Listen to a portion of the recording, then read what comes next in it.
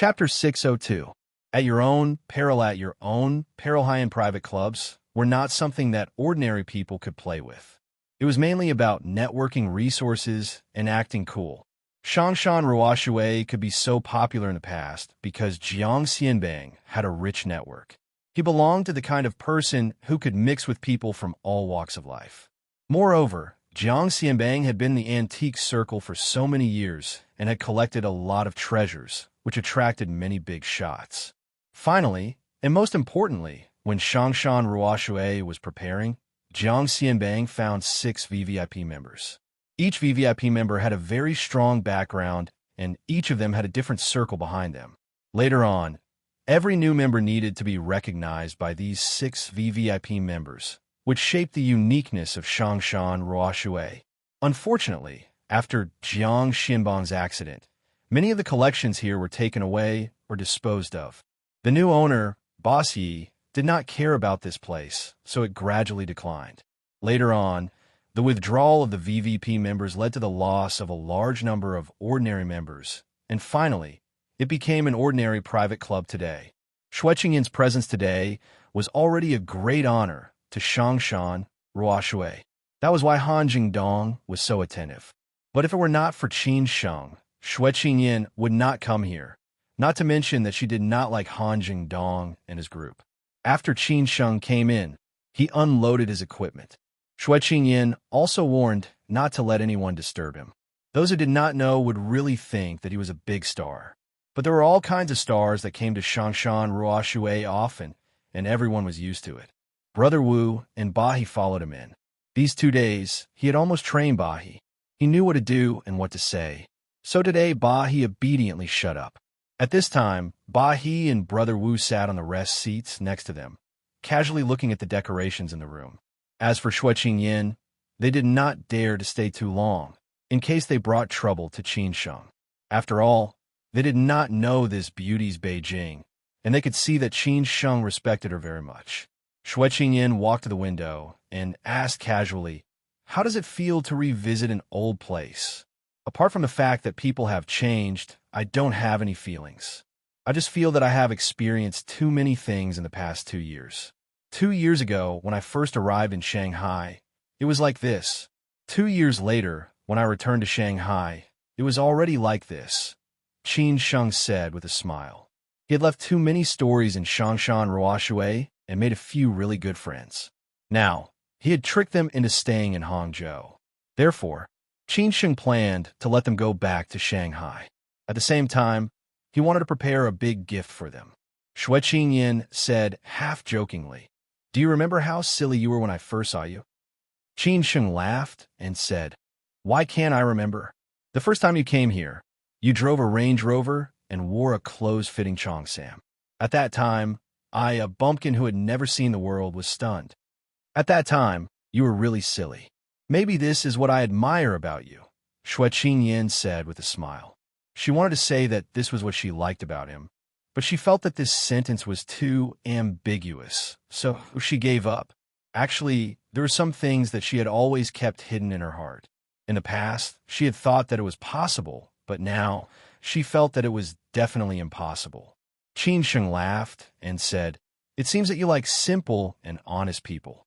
Xueqingyin glared at Qin Sheng and did not say anything. She knew that Qin Sheng was flirting with her, but Qin Sheng knew where to draw the line. He would never cross the line.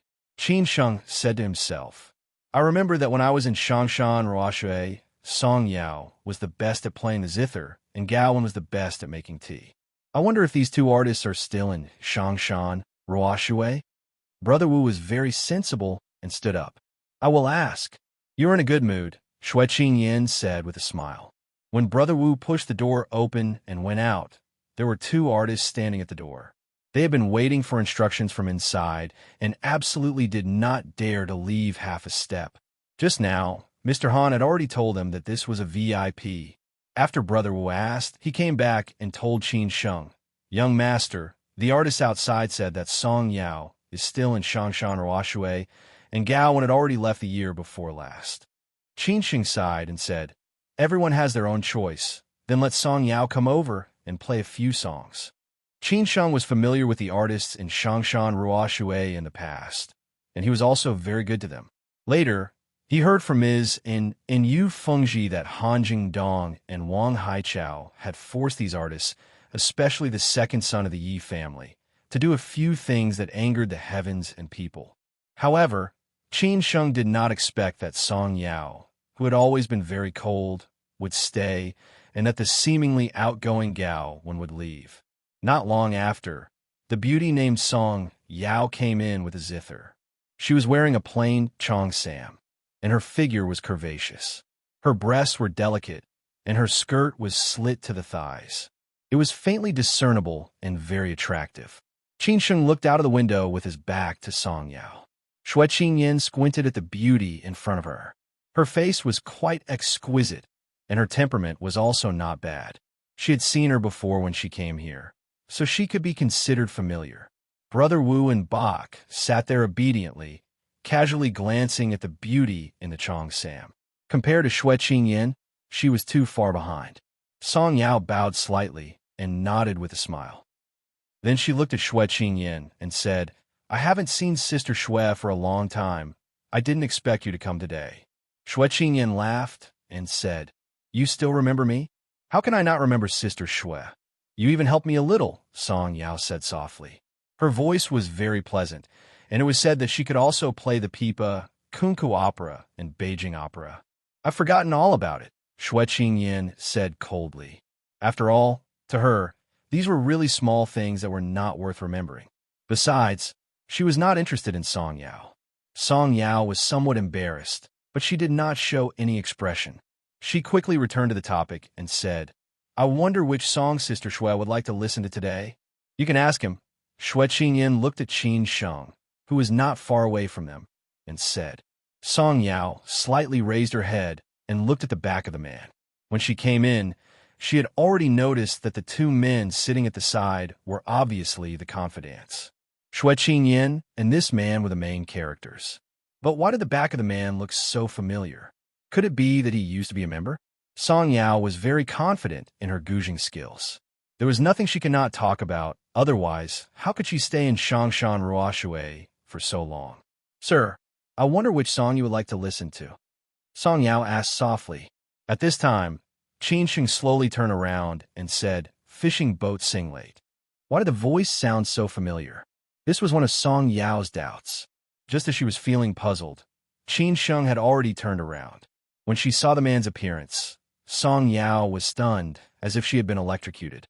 Then, she subconsciously covered her mouth and stared at the man with her eyes and mouth wide open. "Manager Qin." Qin Sheng slowly walked over with a smile on his face and said, "Song Yao, long time no see." "Manager Qin, why is it you?" Song Yao panicked. Why didn't anyone tell her that it was Manager Qin? When Manager Qin suddenly disappeared, it was said that something happened. Manager Qin was very good to them. When he was in Shangshan Ruoshui, their lives were very comfortable. But after Wang Haichao took over, everything changed. Many sisters left, but she could only stay here because of her life. Naturally, she had to pay the price. Everyone knew what the price was. Qin Sheng laughed and said, "Why can't it be me? I came back to see you guys. After all, I have been in Shangshan Ruoshui for a long time." Song Yao did not know what to say for a moment. She wanted to ask something, but felt that it was not appropriate. After all, she was not very familiar with Qin Sheng, so there was no need to care so much. But it was still very good to see an old friend. Qin Sheng waved his hand and said, "I haven't heard you play the guzheng for a long time. You talk about the song first." Song Yao nodded slightly, then held the guzheng in her arms and sat on the seat that belonged to her. After calming down, she quietly played the guzheng. The sound of the guzheng was faint. Qin Sheng felt that it was time to do something.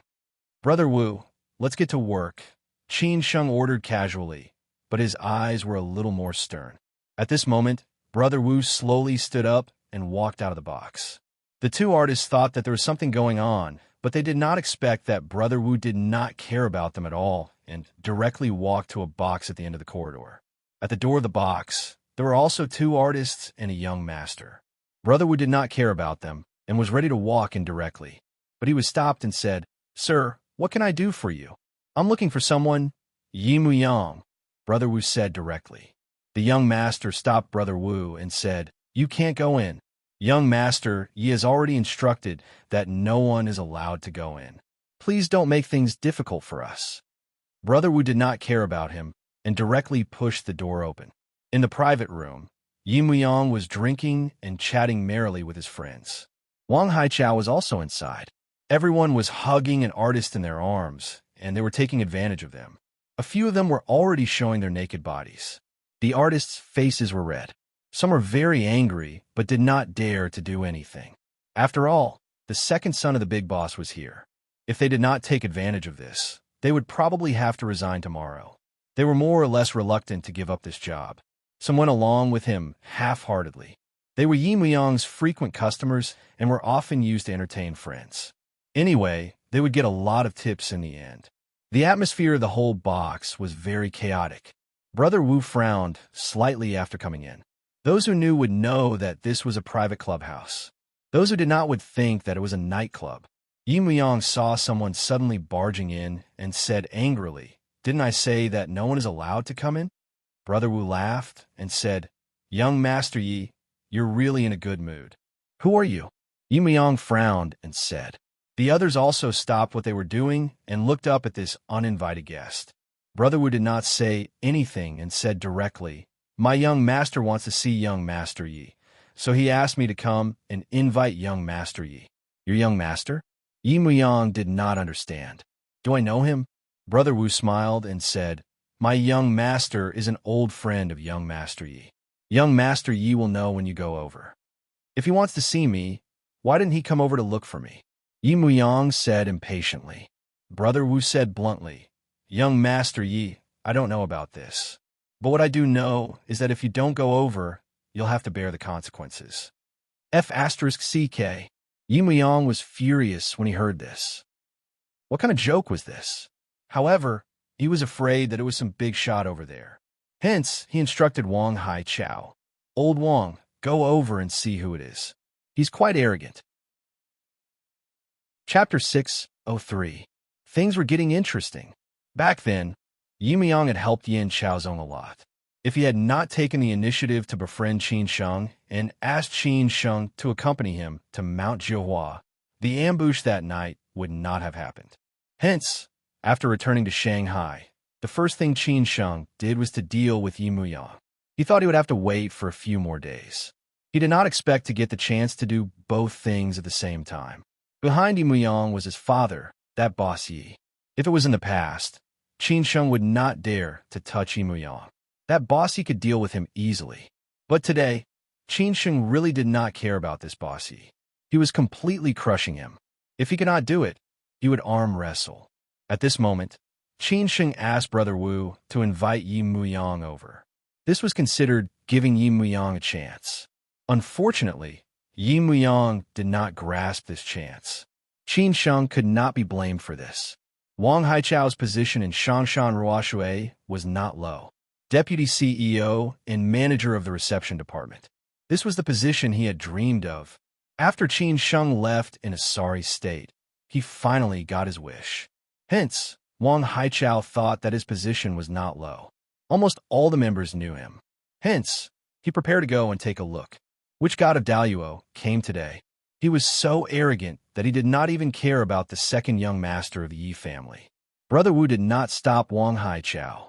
After Wang Haichao walked out of the private room, he followed him and left. When he left, he looked at Yi Muyang with disdain. Yi Muyang's face was very unhappy, but he did not get angry. After Brother Wu and Wang Haichao left, Yi Muyang cursed, "What is this? I want to see who is so arrogant. Old Yi, why don't we go and take a look? Don't let it be someone we can't afford to offend." A friend beside Yi Muyang reminded him kindly. Logically speaking, this person was very clear about Yi Muyang's background, yet he could still be so arrogant. This meant that he might not care about Yi Muyang at all. Yi Muyang did not think too much. He smiled and said, "I really can't afford to offend anyone who can come to Shangshan Ruoshui. Moreover, we did not do anything to him. Let Wang Haichao go and scout first. If he really can't be offended, we'll go. If it's some Tom, Dick, or Harry, I'll take care of him. After listening to Yi Muyang's words, the friend said thoughtfully, then I'll listen to you. Yi Muyang hugged the courtesan in his arms and put his hand directly into the courtesan's Chong Sam, playing with it wantonly. The courtesan was very shy, but she did not stop him. On the other side, Wang Haichao walked out of the private room and paused for a moment. He turned around and looked at Brother Wu. Which private room is your young master in? Brother Wu smiled and pointed to one of the private rooms in the middle. Right there.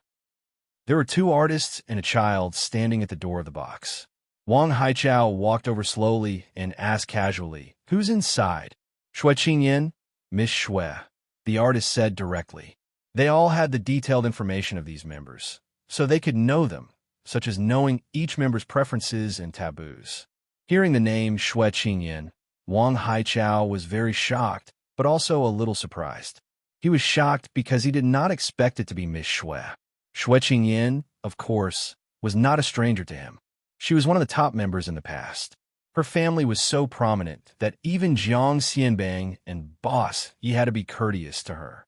Why did she come to Shangshan Ruoshui today? It seemed that she had not been here for more than a year, so he was very shocked. What surprised him was that didn't the man at the back say that their young master was inside? Could it be that their young master and Shui Qingyan knew each other and came together, and they were not members here, so there was no information? After coming back to his senses, Wang Haichao immediately smiled and said, "Oh, it turns out to be Miss Shui. Then I have to go in and say hello." Wang Haichao wanted to go in and say hello, find out the identity of the young master, and then go back to report to Yi Muyang. However, Wang Haichao was stopped by the artist, who said, Boss Wang, Boss Han ordered that no one is allowed to disturb the distinguished guests inside. Wang Haichao was very unhappy and said, "Why, even I can't? I think you don't want to stay in Shangshan Ruoshui anymore. Hurry up and get out of my way." Today, Wang Haichao could be said to be the second most important person in Shangshan Ruoshui after Han Jingdong, and vaguely had the intention of fighting for power with Han Jingdong. So he could be so confident. When the artist heard this, she could only open the door obediently. Then Wang Haichao pushed the door open and entered. Brother Wu smiled and said nothing, waiting for a good show. After Wang Haichao entered the door, he saw Shui Qingyan sitting on the main seat directly. He smiled and said, "Oh, what wind blew you here today?" Shui Qingyan did not even care about Han Jingdong.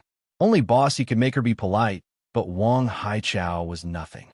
Besides, she knew about the things between Qin Sheng and Wang Haichao. So seeing that it was Wang Haichao who came in, Shui Qingyan said angrily, "Didn't I say that no one is allowed to disturb? Who do you think you are?" This slap on the face was very painful. Even if Wang Haichao was good at dealing with people, he could only accept it. "I'm sorry, Miss Shui. I'll leave now," Wang Haichao said with an ugly face. He did not expect such a scene. This Shui Qingyan did not care about him at all. But when Wang Haichao was about to leave, Qin Sheng, who was standing there listening to the Chinese zither, suddenly turned around and said, "Brother Wang, since you are here, let's sit down and catch up." Wang Haichao was stunned by Shui Qingyan when he came in. He did not have time to pay attention to others. At this time, he saw a young man next to him. "He should be the young master," that the man behind him said. Why did the voice sound familiar? It seemed that he knew him. When Wang Haichao saw Qin Sheng turn around, he exclaimed as if he had seen a ghost, "Qin Sheng." At this moment, Wang Haichao's reaction was much more exaggerated than Song Yao's just now, because he and Qin Sheng had too many stories that had to be told. Later, Yi Muyang also told Wang Haichao privately that Qin Sheng had died long ago. So, after seeing Qin Sheng again, Wang Haichao was so shocked. Qin Sheng walked slowly to Wang Haichao and said, "Brother Wang, long time no see. How are you? I heard that you are now the vice president of Shangshan Ruoshui. Congratulations." Wang Haichao was still confused at this time. He did not care what Qin Sheng said. He just asked subconsciously, You, why are you here? Aren't you dead?" Qin Sheng frowned slightly and said, "Oh, who did you hear that I'm dead?" "Yi," Wang Haichao wanted to reply, but he immediately came back to his senses and quickly stopped Nothing, nothing. Qin Sheng said with interest. For what Brother Wang said, it was obviously second young Master Yi who told Brother Wang. Yes, you're right. Logically speaking, I should be dead. But who asked me to be so lucky that I escaped? Otherwise, how could we meet today? To be honest, although Qin Sheng and Wang Haichao had been together for a period of time, they were definitely not friends. They were the most direct opponents. At that time, Wang Haichao had caused Qin Sheng a lot of trouble. And after Qin Sheng left, those who were on good terms with Qin Sheng had also suffered a lot. Qin Sheng was back. This news was too shocking. Wang Haichao did not want to continue staying here because he really had nothing to say to Qin Sheng. Could it be that they were really reminiscing about the past? The first thing he had to do now was to tell Yi Muyang about Qin Sheng's return so that he could be prepared. Wang Haichao was not stupid. Since Qin Sheng dared to appear in Shangshan Ruoshui so openly, he was definitely not revisiting the old place. He was definitely back to cause trouble. Therefore, Wang Haichao smiled bitterly and said, "No matter what, it's good to be able to see you again. Then you guys talk first. I won't disturb you guys." After saying that, Wang Haichao turned around and wanted to leave, but he was stopped by Brother Wu. At this time, Bahi also walked over. Qin Sheng sneered and said, "Brother Wang, are you trying to send a message?" No. How is that possible? I still have some work to do." Wang Haichao smiled and said. Qin Sheng snorted and said, "But I didn't let you go." Wang Haichao shouted with some lack of confidence. "Qin Sheng, this is Shangshan Ruoshui. You can't do whatever you want here." "Really?" Qin Sheng was not afraid that Wang Haichao would fall out with him. He was afraid that Wang Haichao would not fall out with him. He shouted loudly, "Tonight, I have the final say." As soon as Qin Sheng's voice fell, Brother Wu punched Wang Haichao's abdomen, followed by a knee, directly knocking Wang Haichao to the ground. It was better to have a good chat with friends with wine and meat. But with an enemy, Qin Sheng did not want to say any more nonsense. There was only one word: fight. Wang Haichao was not prepared at all. He did not expect that Qin Sheng would directly hit him without saying anything. He lay on the ground in pain and moaned. In the box, Xue Qingyin's face was cold. Of course, she knew why Qin Sheng came back to Shangshan Ruoshui. Tonight, she came to watch the show. Song Yao, who was playing the Chinese zither, was shocked, and the string broke. She was stunned and did not dare to breathe. "Young master, what should we do next?" Brother Wu asked casually. He did not care how much trouble they would cause tonight. First, he believed in Qin Sheng's discretion. Second, even if something big happened, the Qin family would be behind him. Qin Sheng smiled and said, "Of course, to meet the second young master of the Yi family." After saying that, Qin Sheng took the lead and walked out. After a few steps, he turned back and said, "Oh yes, don't forget him. Bring him along." Bai smiled and nodded. Then, like dragging a dead pig, he directly dragged Wang Haichao out. When Brother Wu opened the door of the box, the artists and young masters outside were stunned by the scene in front of them. They were stunned and did not know what had happened. Brother Wu led the way. Qin Sheng and Bahi followed behind. Xue Qingyin did not go with them. She only asked Song Yao to make a pot of tea for her. Then, she changed the string and continued to play the Chinese zither. She did not want to be affected by what was happening outside. She was only waiting to pick up Basia's call and then clean up Qin Sheng's mess. She just did not know what Basia would do. If he chose to arm wrestle, then Xue Qingyin would definitely not care about the further development of the situation, because at that time, the Zhu family would step in. Chapter 604. Do you dare to make a move? Xue Qingyin remembered that someone once said that the strong should use the freedom of the weak as the boundary. This sentence was very suitable for today's society. You should not be able to crush any ordinary person just because you have a strong background. That would not achieve anything and would only satisfy your personal desires and interests. Back then, Qin Sheng was treated like this by this group of people. They did not take Qin Sheng seriously at all and felt that Qin Sheng's life and death were not important to them. However, they did not expect that God was playing a joke on them. Not only did Qin Sheng not die, he was also living well. Therefore, no matter what Qin Sheng did today, Xue Qingyin would not stop him. These were all things that they owed Qin Sheng, and now it was time to return them. The guests were basically in the private rooms, and there were only some artists and gentlemen in the corridor. However, everyone was shocked when they saw this scene and did not know what to do for a while. Qin Sheng and Brother Wu walked in front while Bahi dragged Wang Haichao and followed behind. Wang Haichao was like a dead pig and struggled to get up, but was kicked to the ground by Bahi again. The few of them only stopped when they reached Yi Muyang's private room. The people inside were still enjoying themselves and did not know what had happened outside. The two artists at the door stared in bewilderment, not knowing what had happened. At this time, a few artists and gentlemen in the distance came back to their senses and hurriedly contacted Han Jingdong and the people from the security department. After all, these things were obviously not something they could handle. Qin Sheng did not make things difficult for the two artists. He first ordered Brother Wu, "Let the bodyguards outside come in." Brother Wu immediately called the few bodyguards at the entrance of Shangshan, Ruoshui. This was the only way to ensure that Qin Sheng would not get into any accidents here. After the bodyguards at the entrance received the call, they directly got off the car and rushed into Shangshan Ruoshui. They went straight to the private rooms on the third floor of the main building. There were security guards who wanted to stop them on the way, but they were directly taken down by the Qin family bodyguards. They did not care who they were. The entire Shangshan Ruoshui was suddenly in chaos. The guests in the private rooms on the third floor heard the movement in the corridor and ran out. When they saw the scene at the end of the corridor, they could not help but be shocked. They did not expect such a thing to happen in Shangshan, Ruoshui. In the private room, Yi Muyang's friend frowned and said, "Why is it so noisy outside?" Yi Muyang heard it too. He casually instructed a servant, "Go out and see what's going on." He was already drunk. How could he care about so many trivial things? He just wanted to have fun and then take the artist out to get a room. The artist had just got up and walked out when the door of the box was pushed open from the outside. Bahi and Brother Wu dragged Wang Haichao in slowly, and this scene directly stunned everyone in the box. What was going on? Yi Muyang was furious. He did not notice Qin Sheng at the back. He only noticed Wang Haichao, who was being dragged by Brother Wu and Bahi.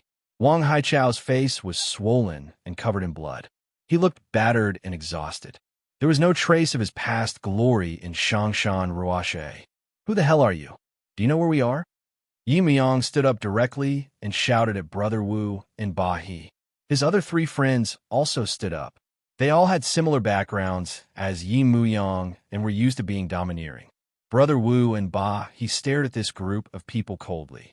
They did not care about the background of these people. Tonight, they just wanted to accompany Qin Sheng and have fun. Wang Haichao, who was being dragged on the ground by Brother Wu and Bahi, shouted, "Young Master Yi, save me." Wang Haichao pinned all his hopes on Yi Muyang. He definitely did not dare to resist, but Yi Muyang could make the decision for him. At this moment, Qin Sheng slowly walked out from the back and said, "Since I can't ask Mr. Yi, then I can only come and visit you personally. Mr. Yi, do you still remember me?" When Qin Sheng came out, Yi Muyang was already stunned. His reaction was even bigger than Wang Haichao's. He took 2 steps back and almost knocked into the artist behind him. He panicked and said, "Qin Sheng." Yi Muyang really did not expect that the mastermind tonight would actually be Qin Sheng. It was actually Qin Sheng, who had disappeared for 2 years. He had already understood subconsciously what Qin Sheng was here for tonight. He was definitely here to seek revenge. After all, Qin Sheng had almost died in his hands back then, although even he did not know how Qin Sheng managed to escape in the end. Qin Sheng walked to Yi Muyang's side unhurriedly. He smiled and said, "I'm honored that Mr. Yi still remembers me. After all, many people have already forgotten me." Yi Muyang was not like Wang Haichao. He had the Yi family behind him. Even though he was a little shocked to see Qin Sheng, he was not afraid of him. Why? This was because Yi Muyang did not know what Qin Sheng had experienced in his life at all. He also did not pay attention to Qin Sheng after that. To him, no matter how amazing Qin Sheng was, what big waves could he create? In his eyes, wasn't he just a nobody? Hence, Yi Muyang sneered and mocked. "Qin Sheng, I didn't expect to see you again. TSK, TSK, TSK. You still dare to return to Shanghai?" Aren't you afraid that Yin Chaozong will play you to death? At this moment, Yi Muyang's other friends also looked at Qin Sheng with disdain. From Yi Muyang's attitude, they could tell that this man in front of them was just so. Qin Sheng chuckled and said, "Then you don't have to worry about this, Mr. Yi. This is my private matter. All right, I won't worry about these things. But I want to ask you, what's the meaning of your performance tonight? What do you think this place is?" Yi Muyang asked confidently. Qin Sheng smiled faintly and said, "What do I mean? Of course I want to catch up with Mr. Yi. As for where this place is, others might not know, but how could I not know?" When Yi Muyang heard this, he laughed out loud and said, Qin Sheng, I don't care what you've been through these 2 years. If you dare to look for trouble here tonight, let me tell you, even without Yin Chaozong's appearance, I will play you to death. Do you believe me?" Qin Sheng purposely put on an uneasy expression and said, Believe me. After all, Mr. Yi almost played me to death back then. How could I possibly forget about this?" After saying that, Qin Sheng casually picked up a bottle of red wine at the side, as if he was sizing up the vintage of the wine produced by the winery. Then his expression suddenly changed, and he said, "Looks like Mr. Yi still doesn't understand what's going on. I have to at least let Mr. Yi know what exactly happened. Otherwise, there's no way we can continue chatting." "What do you mean?" Yi Muyang asked subconsciously. He could not stand Qin Sheng's weird tone. Just as Yi Muyang finished his sentence, Qin Sheng directly grabbed the red wine bottle and smashed it on Yi Muyang's face with lightning speed. With a bang, the red wine bottle exploded instantly. Without any warning, no one expected such a scene to happen suddenly. Everyone's faces turned pale with fright. A few artists screamed, and the red wine in the red wine bottle splashed everywhere along with the glass shards. The red wine flowed all over Yi Muyang's face in an instant. Then, blood flowed down Yi Muyang's forehead. He looked terrible. Yi Muyang held his head in pain and shouted loudly. He did not forget to point at Qin Sheng and scold. "You mother f***! You dare to scold me? You dare to scold my mother? Then today, I'll fight to the death with your Yi family." Hence, Qin Sheng suddenly attacked again and kicked Yi Muyang's chest. Yi Muyang directly flew out and fell heavily on the ground. Yi Muyang's 3 friends seemed to have finally understood what was going on. They hurriedly attacked. The one closest to Qin Sheng had just arrived in front of him when he was knocked down by Qin Sheng's punch. Then, he followed up with a kick. Before the other 2 came over, they heard Qin Sheng roaring, "You dare to try and hit me?" Those 2 men were directly stunned by Qin Sheng. This was because the man in front of them had a very scary look in his eyes, and his expression was even more ferocious. Qin Sheng then said slowly, "Today is between me and Yi Muyang. Whoever dares to interfere, you can try. By then, don't blame me for taking care of you as well." I know that you guys are definitely not convinced and feel that your background is very powerful. Have you ever been afraid of anyone? But in my eyes, your so-called background is not even worth a fart. If you don't believe me, you can try. These words directly destroyed the remaining confidence in these people's hearts. At this moment, they had already sobered up. Thinking about it carefully, it seemed to be true. This man dared to create trouble in Shangshan Ruoshui and dared to beat up Yi Muyang like this. It was obvious that he did not care about the Yi family. Otherwise, the Yi family would definitely play him to death. If this man did not even care about the Yi family, then they were indeed nothing. Wang Haichao, who was on the other side, was already scared silly. What happened in this short moment? Was Qin Sheng crazy? He even dared to beat up Yi Muyang. Was he not afraid of Boss Yi or the Yi family's revenge? But listening carefully to what Qin Sheng said just now, it seemed that he was very confident. How is this possible? These things that happened in the private room all happened within a few minutes. The others could not even react in time, let alone the security guards of Shangshan Ruoshui. At this moment, the security guards who received the news finally arrived late. They saw Qin Sheng the moment they entered. These security guards were almost all trained by Qin Sheng and Chang Baji in the past. Even the 2 managers of the security department were trained by Qin Sheng and Chang Baji back then. Chapter 605. Get your father hereafter Qin Sheng left Shongshan Ruoshui. There were many changes in Shongshan Ruoshui, especially in the reception department. However, the only department that remained unchanged was the security department. Yuan Hua took over Chang Baji's position and became the manager of the security department.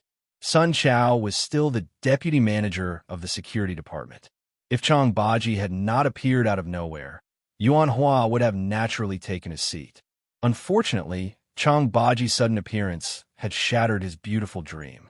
However, Chang Baji had completely convinced Yuan Hua in the end. At this moment, the two security managers, Yuan Hua and Sun Chao, rushed over with the security guards. The rest of the security guards also knew Qin Sheng. They did not expect that the person who caused the trouble today would be Qin Sheng, who they were very familiar with. They did not know what to do. Yuan Hua was not an ungrateful person. In fact, he was a smart person. He had more or less heard about what had happened back then, but he could not change anything. After all, other people's business was other people's business. As long as it did not involve his own life, it would be fine. Qin Sheng suddenly appeared here and dared to cause trouble in Shongshan Ruoshui. Moreover, the people he hit were Yi Muyang and Wang Haichao. Based on Qin Sheng's understanding of Shongshan Ruoshui, if he did not have the confidence, he would not dare to do anything rash. Therefore, Yuan Hua did not bring his men to take Qin Sheng down. He walked over slowly, but was stopped by Brother Wu and Ba He. Qin Sheng waved his hand and gestured for them to let him pass. He smiled and said, "Brother Yuan, it's been 2 years. How have you been?" Yuan Hua said awkwardly, "Qin Sheng, it's really you. I didn't expect to see you again." After Qin Sheng greeted Yuan Hua, he said bluntly, "I didn't expect that Brother Yuan would still be here. I thought that the security department had been replaced long ago. However, I hope that Brother Yuan won't interfere in what's going to happen tonight, and don't make trouble for yourself. Otherwise, I can only apologize to you." He did not want to hurt Yuan Hua. After all, he had been on good terms with Yuan Hua in the past. However, if Yuan Hua tried to stop him, then he should not blame him. Yuan Hua was a little embarrassed. "Qin Sheng, you're making things difficult for me." "Difficult? It's not difficult at all. You'll know later. Besides, you might not be able to stop me even if you want to." Qin Sheng smiled, because at this time, a few bodyguards from the Qin family had arrived. 2 of them blocked the door of the box, while the others stood behind Qin Sheng and greeted him respectfully, "Young master." Qin Sheng waved his hand and gestured for them to stand there first. If there was anything, he would tell them. The scene fell into a stalemate. The 2 artists took care of Yi Muyang, who was lying on the ground bleeding profusely. His few friends did not dare to act rashly and did not even think of asking for help. It was as if they were waiting for Yi Muyang to fight back. After all, what happened tonight did not have much to do with them. They did not want to get into trouble. Wang Haichao simply lay on the ground and pretended to be dead. He did not dare to resist Qin Sheng anymore. Qin Sheng did not even take Yi Muyang seriously. All the more he would not take him seriously. Yi Muyang finally came back to his senses. He climbed up with difficulty with the help of 2 artists. His face was covered in blood, but he did not bother to wipe it off. He only cared about the wound on his head.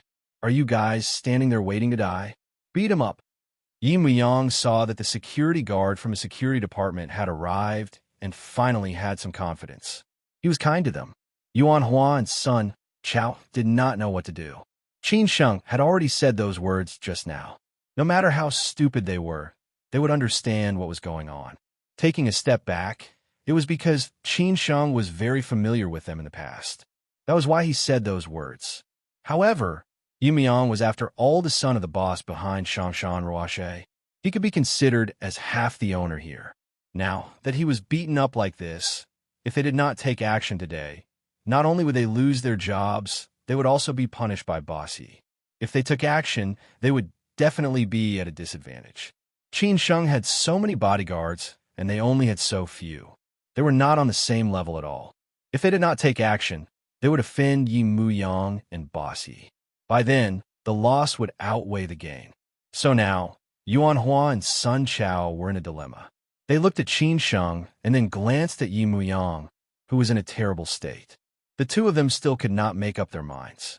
Seeing that Yuan Hua and Sun Chao did not have any intention to take action, Yi Muyang was so angry that he scolded, F asterisk CK you guys. You're a bunch of F asterisk king trash. I'll cripple you guys later. Hearing Yi Muyang shouting and screaming, Qin Sheng frowned slightly and said, too much nonsense.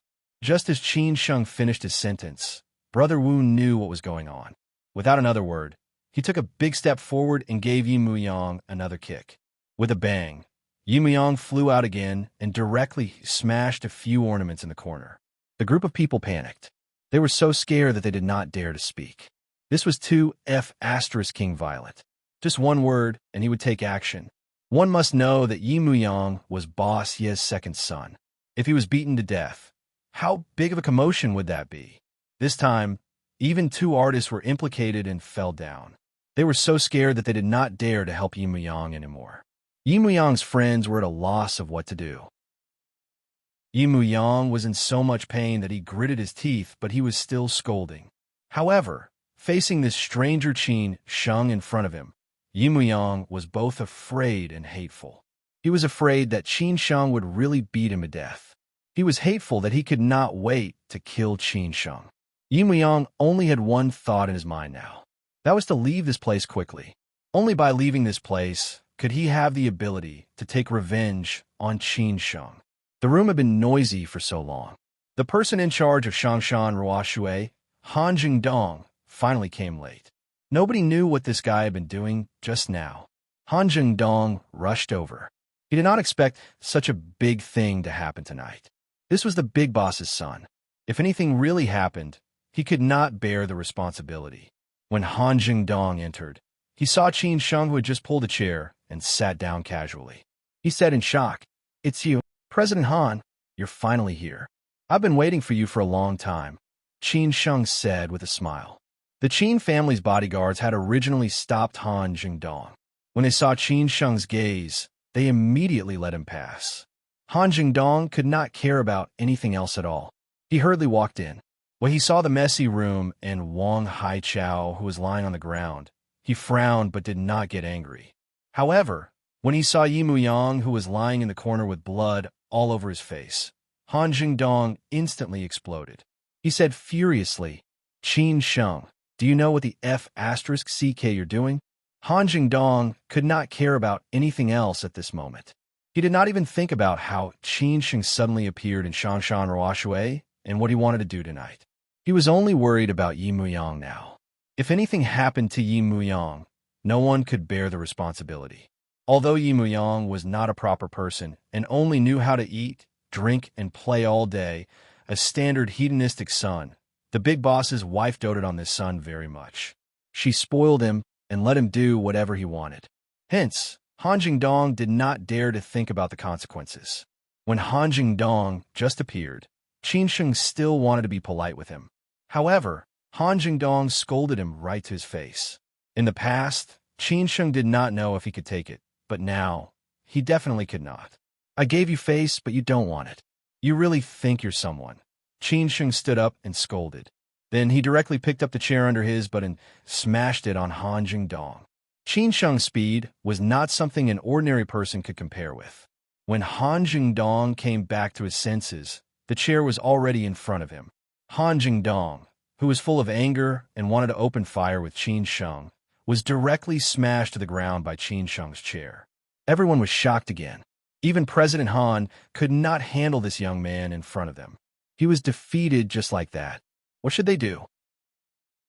Qin Sheng walked over slowly. He stepped on Han Jingdong's face and said, "President Han, Uncle Han, I'm sorry." Han Jingdong stared at Qin Sheng. His eyes were very vicious. He did not want to argue with Qin Sheng at all. Even if he was smashed to the ground by Qin Sheng's chair, he was not afraid at all, because he knew that the current situation was already out of his control. Who asked Yi Muyang to be beaten up like this? No matter what he suffered tonight, Boss Yi could help him pay back. Call the police. This is Shangshan Ruoshui. I don't believe that anyone dares to make trouble here. Han Jingdong shouted without any fear. Qin Sheng said slowly, "Call the police? Uncle Han, is that all you've got? Let me give you a piece of advice. You better think carefully. Otherwise, you won't even have your last chance. By then, it won't matter who appears. Han Jingdong subconsciously froze. From Qin Sheng's words, he heard a lot of meaning. But the most important meaning was that Qin Sheng was not afraid of calling the police at all. Han Jingdong did not stop him from calling the police. Instead, he asked angrily, Qin Sheng, what are you trying to do? Do you know what you're doing? What I'm doing, if you're not blind, you should be able to see it. As for what I'm trying to do, don't you King understand? Qin Sheng scolded very impolitely. Tonight, he just wanted to vent his anger for back then. He did not talk about any reason and just did it. What Qin Sheng wanted to do was very simple. That was to take revenge. Others did not know what happened back then. As a participant, he knew better than anyone else. He and Yi Muyang cooperated with Yin Chaozong to set up a dead end for Qin Sheng. Qin Sheng almost died on Mount Jiuhua. In this, he and Yi Muyang were the bait. Moreover, he also transferred Chang Baji away, causing Qin Sheng to lose his biggest support. However, Han Jingdong was getting more and more confused. Where did Qin Sheng get his confidence from? Was it just because of Xue Qinyan? He now understood that the man who followed Xue Qinyan in just now should be Qin Sheng. No wonder he looked so familiar at that time. Han Jingdong continued, Qin Sheng, I don't care if you hit me, but you hit Yi Muyang. Aren't you afraid of Boss Yi? Qin Sheng did not know whether to laugh or cry. Were these people really stupid or pretending to be stupid? He squatted down and said in a low voice, Bossy, if I'm afraid of him, do you think I'll create trouble here tonight? This sentence directly defeated Han Jingdong. Han Jingdong fell into deep thought. No one knew what he was thinking. Qin Sheng could not be bothered with him. He turned around and walked towards Yi Muyang slowly. Yi Muyang was scared after being hit by Qin Sheng. Now that he saw Qin Sheng walking over, it was as if he had seen a ghost, and he was shivering. Qin Sheng squatted down in front of Yi Muyang and casually picked up a piece of glass shard from the ground. He smiled and said, You have this day too. Yi Muyang did not dare to speak. He was afraid that Qin Sheng would teach him a lesson again. He had never suffered such a loss before. He was really scared. Not talking, Qin Sheng sneered. Yi Muyang begged for mercy with a long face. Brother Qin, Master Qin, I was wrong. I was really wrong. Wrong? Do you think that just because you said you were wrong, the incident back then would be over? Qin Sheng replied while clenching his teeth.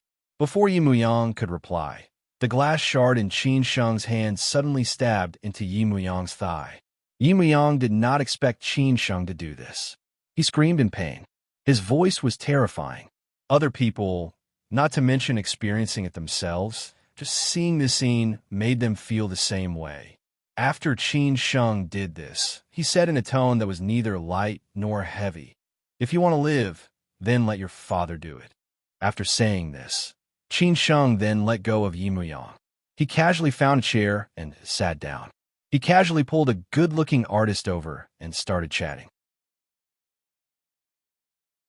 Chapter 606. Don't disappoint me. Qin Sheng was not a gentleman who repaid evil with good. Moreover, the ancient said, how could one repay evil with good? Today, he was here to settle the score. The last 2 times he came to Shanghai, he was in too much of a hurry and did not find chance. He let Yi Muyang and the rest live for so long. This time, he finally had a lot of time to settle the score with them. Han Jingdong was about to make the call, but Qin Sheng suddenly stopped him and said, Old Han, the commotion tonight is a little big. I'm afraid that it won't be good for Shangshan Ruoshui. Just give the order. Shangshan Ruoshui is closed tonight and will not receive any guests. Those who have already come, let them come another day. Qin Sheng's casual decision had a great impact on both Shangshan Ruoshui and Han Jingdong. Shangshan Ruoshui had never experienced such a situation before. Han Jingdong could not afford to offend these guests. But what could he do? Before Boss Yi came, Han Jingdong could only deal with Qin Sheng. As long as he waited for Boss Yi to come, all the losses of Shangshan Ruoshui tonight could be compensated by Qin Sheng.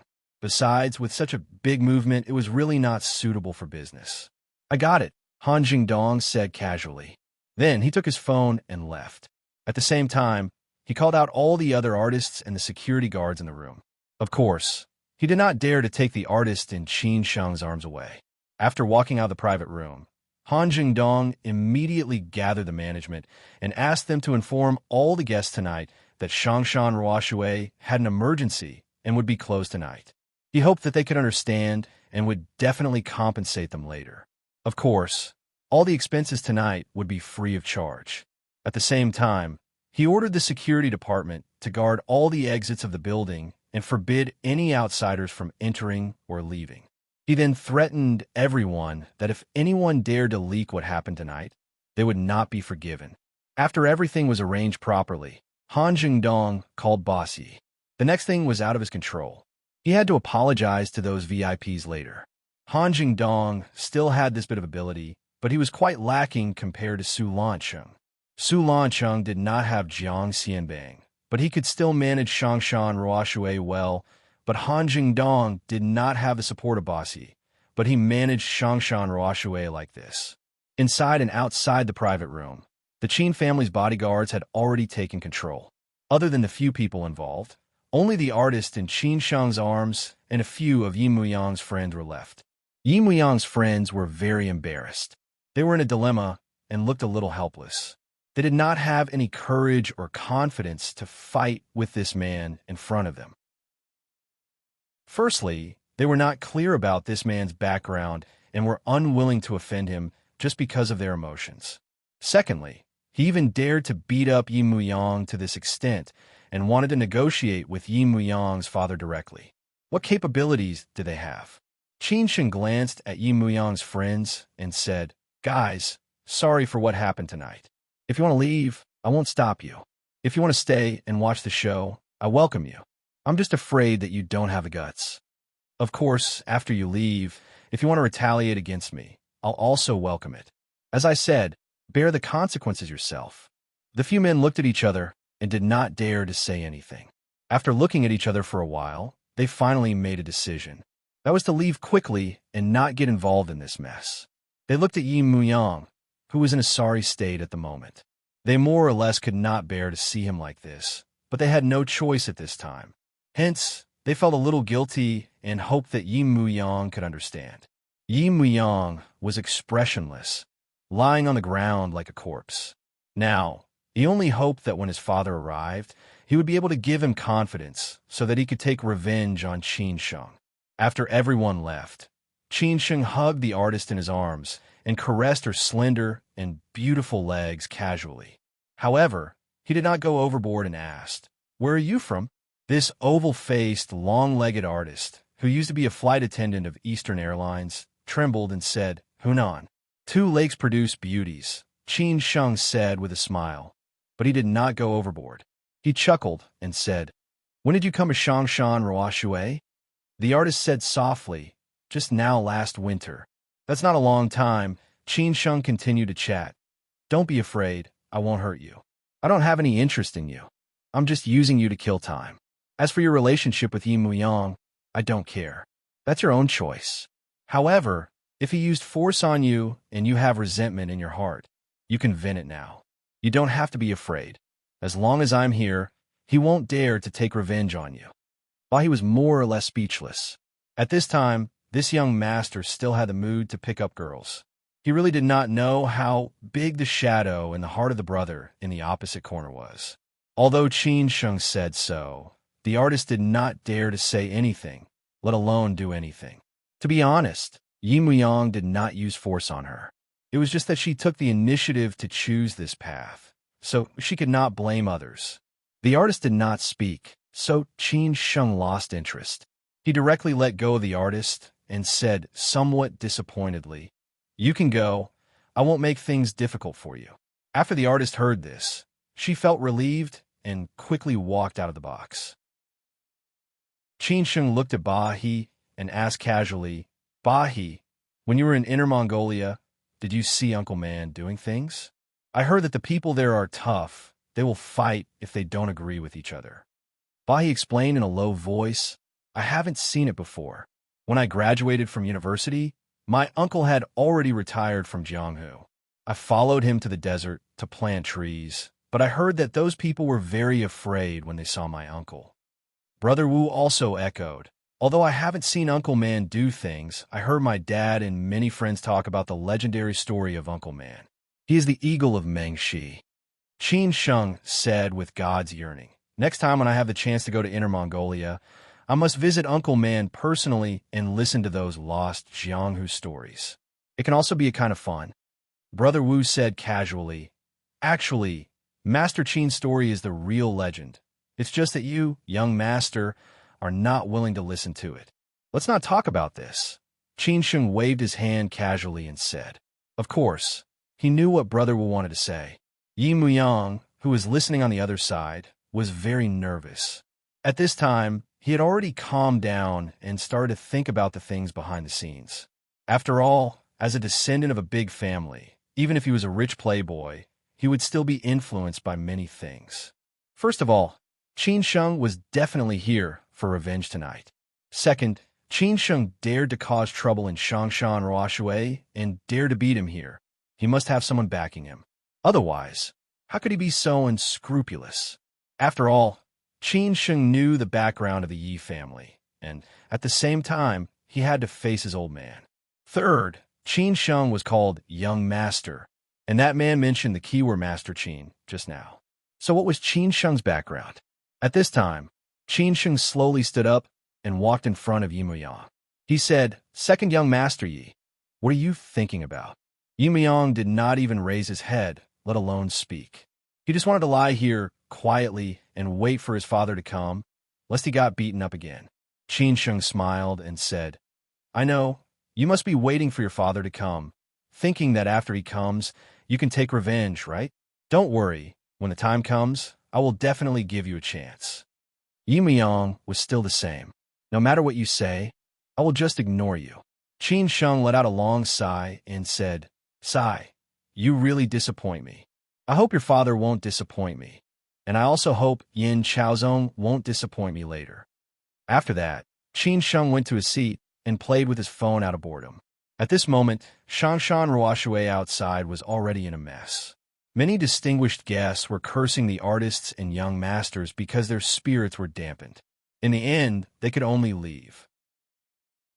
After all, most people knew the background of this place, and the artists and young masters were wronged and took the blame. After Han Jingdong entered his study, he immediately called Boss Yi. Boss Yi did not have any social engagements tonight. He was at home with his grandson. After receiving the call and listening to Han Jingdong's report, his face was very ugly. He directly handed the child to his daughter-in-law, and then rushed to Shangshan Ruoshui with the Yi family's bodyguards. When Han Jingdong was about to hang up the phone, he remembered that he almost forgot to mention something. That was, Qin Sheng was accompanied by Xue Qingyan tonight. In that case, did tonight's matter involve Xue Qingyan? After saying this, he shut up tactfully because he knew that Big Boss would consider it. All the guests were asked to leave, except for Xue Qingyan's private room. This was specially instructed by Han Jingdong. As expected, not long after Han Jingdong's call ended, Xue Qingyan's phone rang. She and Bossy were not strangers, but they were not very familiar either. Especially after what happened later, they did not contact each other anymore. Chapter 607. Give me an explanation. The noise outside was indeed very loud. Xue Qingyan, who was sitting in the private room, could hear it. However, her heart was as still as water. She was not surprised at all. She would let Qin Sheng do whatever he wanted tonight. She would wait to pick up Boss Ye's call, or clean up Qin Sheng's mess, or maybe she did not even need to show up. On the other hand, Song Yao, who was sitting there and playing the zither, was affected. Her performance tonight was indeed mediocre. It was a world of difference from the past. Xue Qingyan was not angry. She could understand. After receiving the call from Boss Yi, Xue Qingyan asked Song Yao to stop. She picked up the phone unhurriedly and did not take the initiative to say hello. She waited for Boss Yi to make trouble. "Qingyan, is this appropriate?" Boss Yi, who was sitting in the car over there, asked in a deep voice. Although his tone seemed very calm, everyone could feel his anger. After all, no one had dared to provoke him like this for a long time. Xue Qingyan took a sip of tea and chuckled. Brother Yi, I don't know what you're talking about. As for the specific situation of Shangshan Ruoshui, Boss Yi was still not very clear at present. Han Jingdong just told him that Shangshan Ruoshui was smashed, and even his son was beaten. The initiator was Qin Sheng, who had stayed in Shangshan Ruoshui that year. He also mentioned that he wanted to talk to him personally. If he called the police, he would bear the consequences. Even if Shangshan Ruoshui was burned, Boss Yi did not care. But if something happened to his son, Boss Yi could not bear it. Just when he wanted to ask why Qin Sheng was so daring, Han Jingdong said that Xue Qingyan accompanied Qin Sheng tonight. They were still drinking tea in the private room. That was why Boss Yi called. At that time, Boss Yi really did not know anything. At that time, Qin Sheng was just a small fry. The only thing that left Boss Yi's impression was that Jiang Xianbang asked him to take care of Qin Sheng before he left. After that, he almost had no interaction with Qin Sheng. He didn't even care about the affairs of Shangshan Ruoshui, let alone a small role like Qin Sheng. After all, he was doing big business, and those who could talk and laugh with him were all big shots. Qin Sheng was indeed not worthy of his attention. Therefore, when Qin Sheng had an accident and left Shangshan Ruoshui, he didn't know it until half a year later. Han Jingdong's explanation was that Qin Sheng had resigned voluntarily and had left for half a year. Boss Yi knew it and didn't ask anything. Now, Qin Sheng suddenly made such a scene. How could Boss Yi not be angry? No matter what, he had treated Qin Sheng well in the beginning, so Boss Yi could come here in person. Firstly, he cared about his son's safety. Secondly, he wanted to figure out what was going on. He always felt that it was not that simple. If Qin Sheng just wanted to make trouble, Xue Qingyan would not be able to stop him. He would definitely make Qin Sheng pay a heavy price. Boss Yi snorted and said, Qingyan, we have known each other for so many years. There's no need to hide it. If you have something to say, just say it. You can't let me ask Deputy Mayor Xue. Xue Qingyan laughed and said, Brother Yi, you really don't need to use my brother to suppress me. I really don't know what is going on. I just came to watch the show tonight. If you really want to figure out what is going on, go there in person. At that time, you can ask your baby son again. These are the debts he owes. Now, they come back to take revenge on him. He has to accept it. If you want to protect your son, I will not stop you. Then you can wrestle with them. Let's see who is more powerful, the local snake or the dragon crossing the river. After listening to Xue Qingyan's words, Boss Yi felt that tonight's matter was not simple. There should be something he didn't know. Otherwise, Qin Sheng would not be so unscrupulous. Moreover, Xue Qingyan had already told him that Qin Sheng's background was strong and he came with bad intentions. At this time, Xue Qingyan did not forget to add a sentence. I almost forgot to say, if we really talk about the local snake, he is more of a local snake than you. Xue Qingyan's words directly made Boss Yi lose his confidence. But he just did not believe it. At that time, this young man just hung out with Jiang Xianbang. After 2 years, what kind of waves could he make? Or was he a person who pretended to be a pig to eat a tiger? Xue Qingyan had said what should be said. Boss Yi did not ask anything more. After hanging up the phone, he asked the driver to drive faster. On the other side, Xue Qingyan put down the phone and looked at Song Yao. Calm down and play a song. As soon as the voice fell, Han Jingdong pushed the door and entered. He was more or less worried about Yi Muyang. After all, the big boss had not rushed over yet. He had to ensure that Yi Muyang was fine. However, he did not dare to look for Qin Sheng. Qin Sheng did not give face to anyone. He could not guarantee that he would be beaten up again when he went in. The bodyguards of Shangshan Ruoshui were all useless. They were not the opponents of those bodyguards at all. He could not call the police, so he could only look for Xue Qingyan. As he was too anxious, Han Jingdong forgot to knock on the door. He came in directly and said, Miss Xue, Boss Ye's son is still inside. Can you come out and persuade Qin Sheng? It's not a good thing to continue like this. As expected, when she saw Han Jingdong coming in, Xue Qingyan's face was very unhappy. She questioned, I seem to have said that no one is allowed to come in. Han Jingdong did not care about this and continued, Miss Xue, I beg you, nothing can happen to second young master.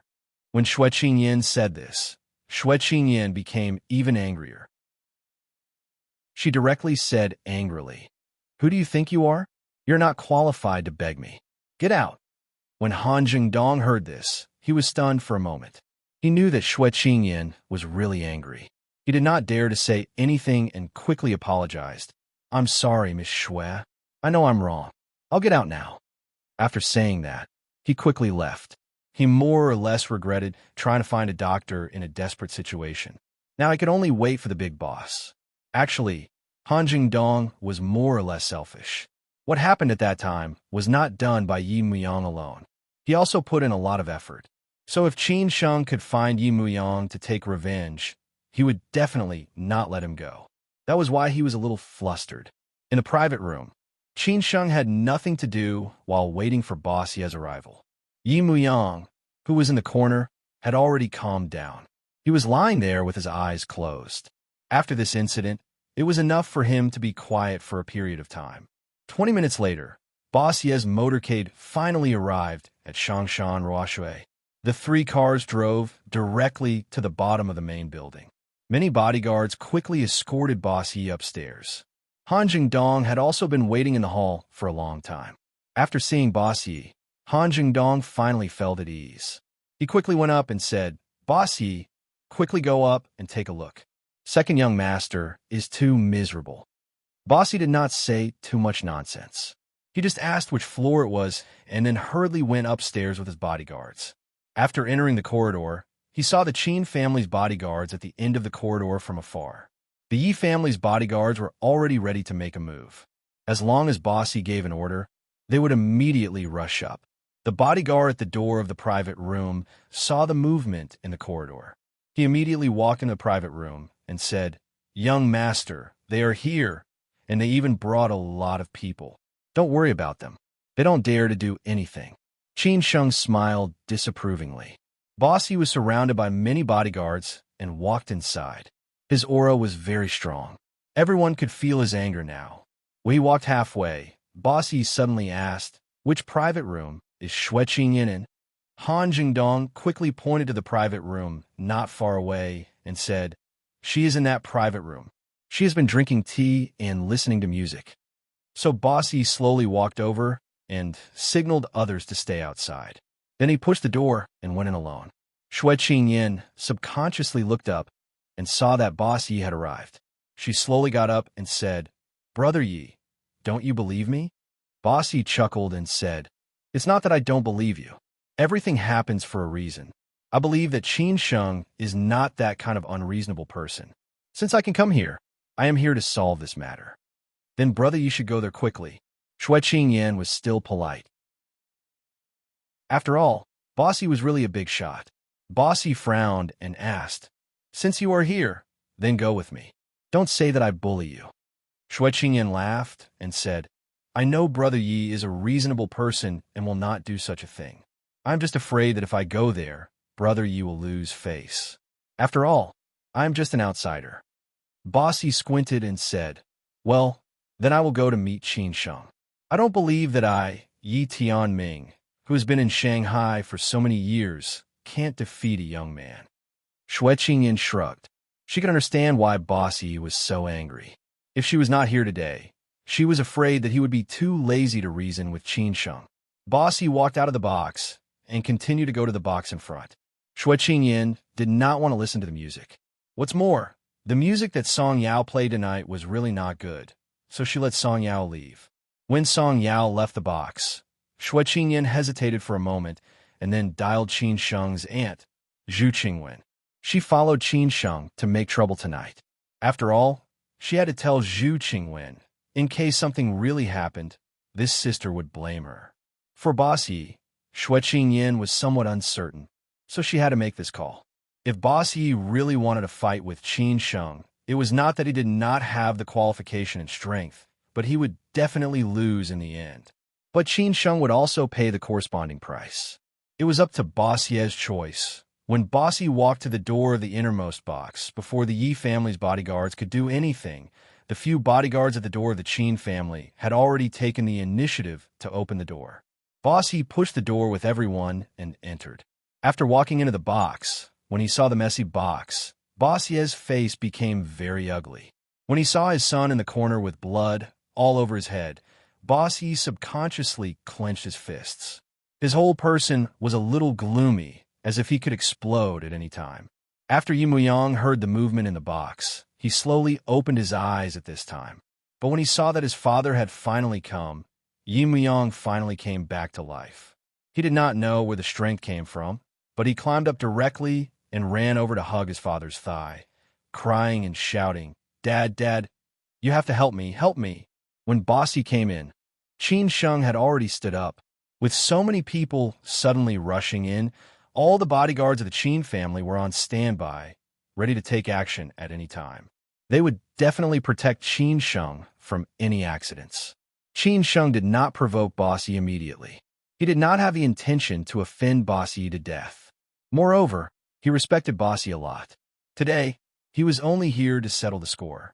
But his real opponent was not Yi Muyang and Han Jingdong, but Boss Yi. "Uncle Yi, long time no see. You are still so energetic," Qin Sheng greeted politely, who knew that Boss Yi did not bite at all. He went straight to the point. "Qin Sheng, give me an explanation. Otherwise, no one can think of leaving here tonight." Boss Yi was indeed bossy. His opening speech was very domineering. When the many bodyguards of the Qin family heard this, their faces were instantly filled with anger. It seemed that they wanted to take action. The bodyguards of the Yi family were also ready to make a move. The atmosphere instantly became tense. It was far from the one-sided situation just now. Chapter 608. Do you really want to see him? It was already Qin Sheng's luck that Boss Yi could endure until now and not be unreasonable. This was all thanks to Xue Qingyin's face and what Xue Qingyin had said.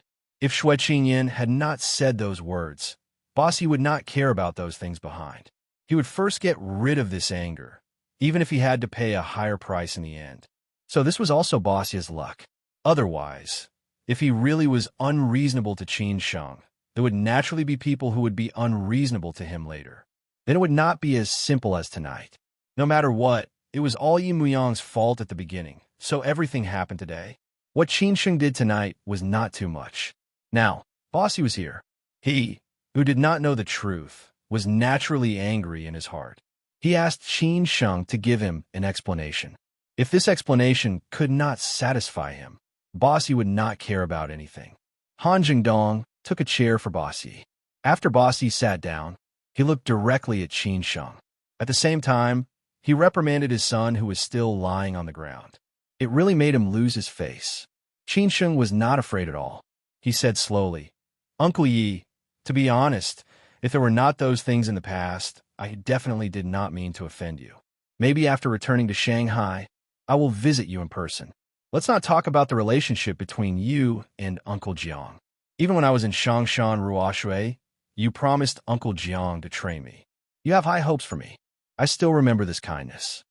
The more Bossy listened, the more he did not understand. Qin Sheng's momentum was a lot weaker than before. And as Qin Sheng said, then what Qin Sheng did today did not make sense. So Bossy sneered and said, "So this is how you repay me?" Qin Sheng glanced at Han Jingdong and then looked at Yi Muyang. He continued, "Of course, this is not the explanation I want to give Uncle Yi. After all, this explanation does not make sense. What I want to say is, if Uncle Yi did not value me at that time, there would not be this opportunity for us to sit together today. Qin Sheng, you are really a bit unscrupulous. I don't know where you get the confidence to ignore my Yi family." Bossy was angry again. He thought Qin Sheng would continue to explain politely, but he did not expect his tone to change at the end. He was so arrogant. Of course, Han Jingdong knew what Qin Sheng was going to say. If he really said what happened at that time, then he might be in trouble.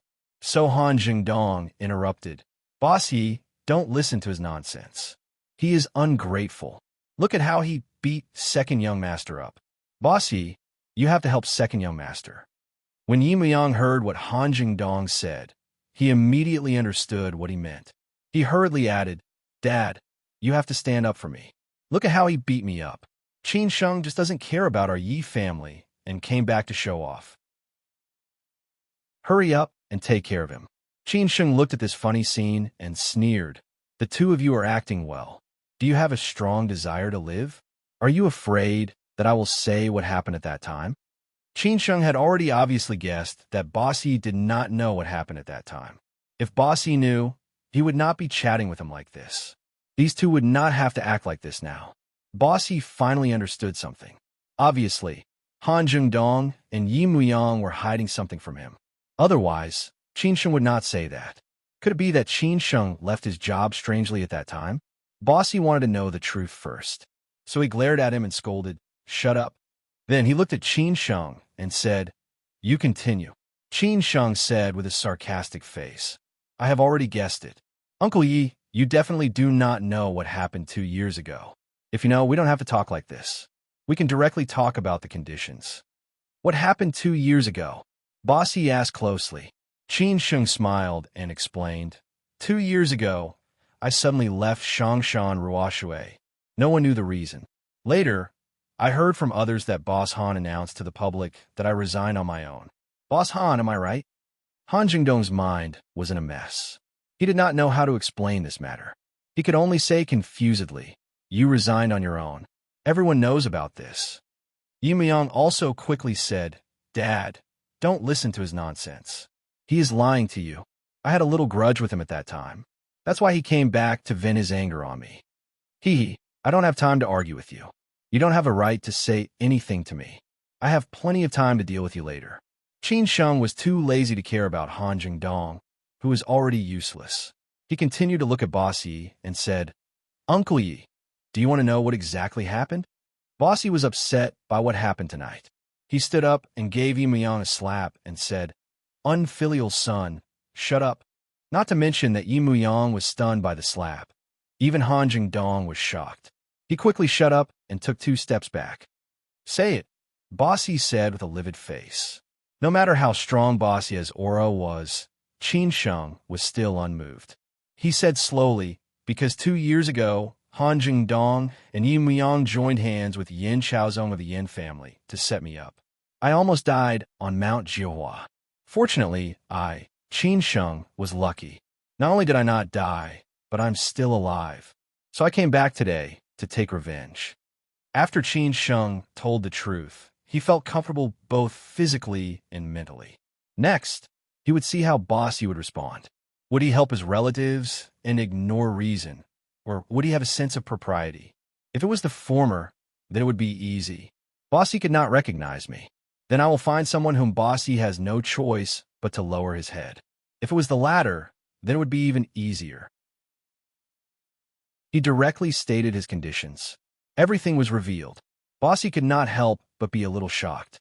He did not expect that there would be such things. No wonder Xue Qingyan would say that. No wonder what happened today would happen. After Boss Yi came back to his senses, he looked at Han Jingdong and Yi Muyang and asked, "Is what Qin Sheng said true?" Han Jingdong did not dare to speak. He lowered his head guiltily.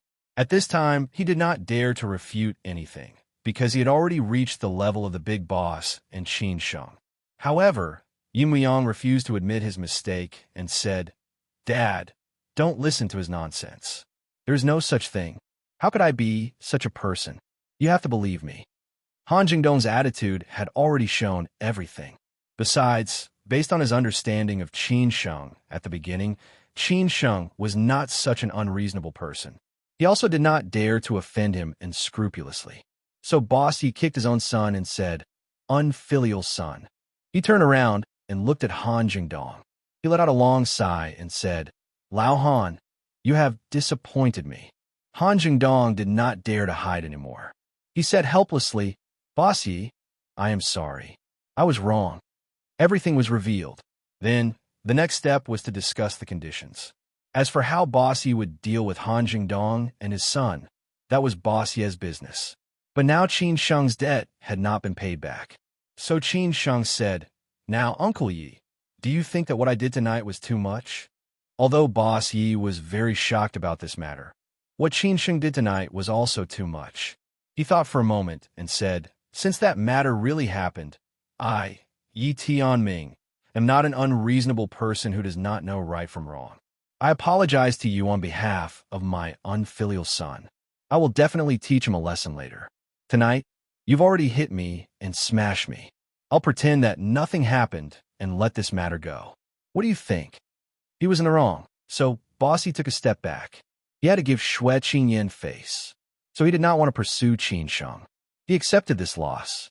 When Qin Sheng heard this, he suddenly laughed and said, "Uncle Yi, are you sure you are not joking with me? Just let it go.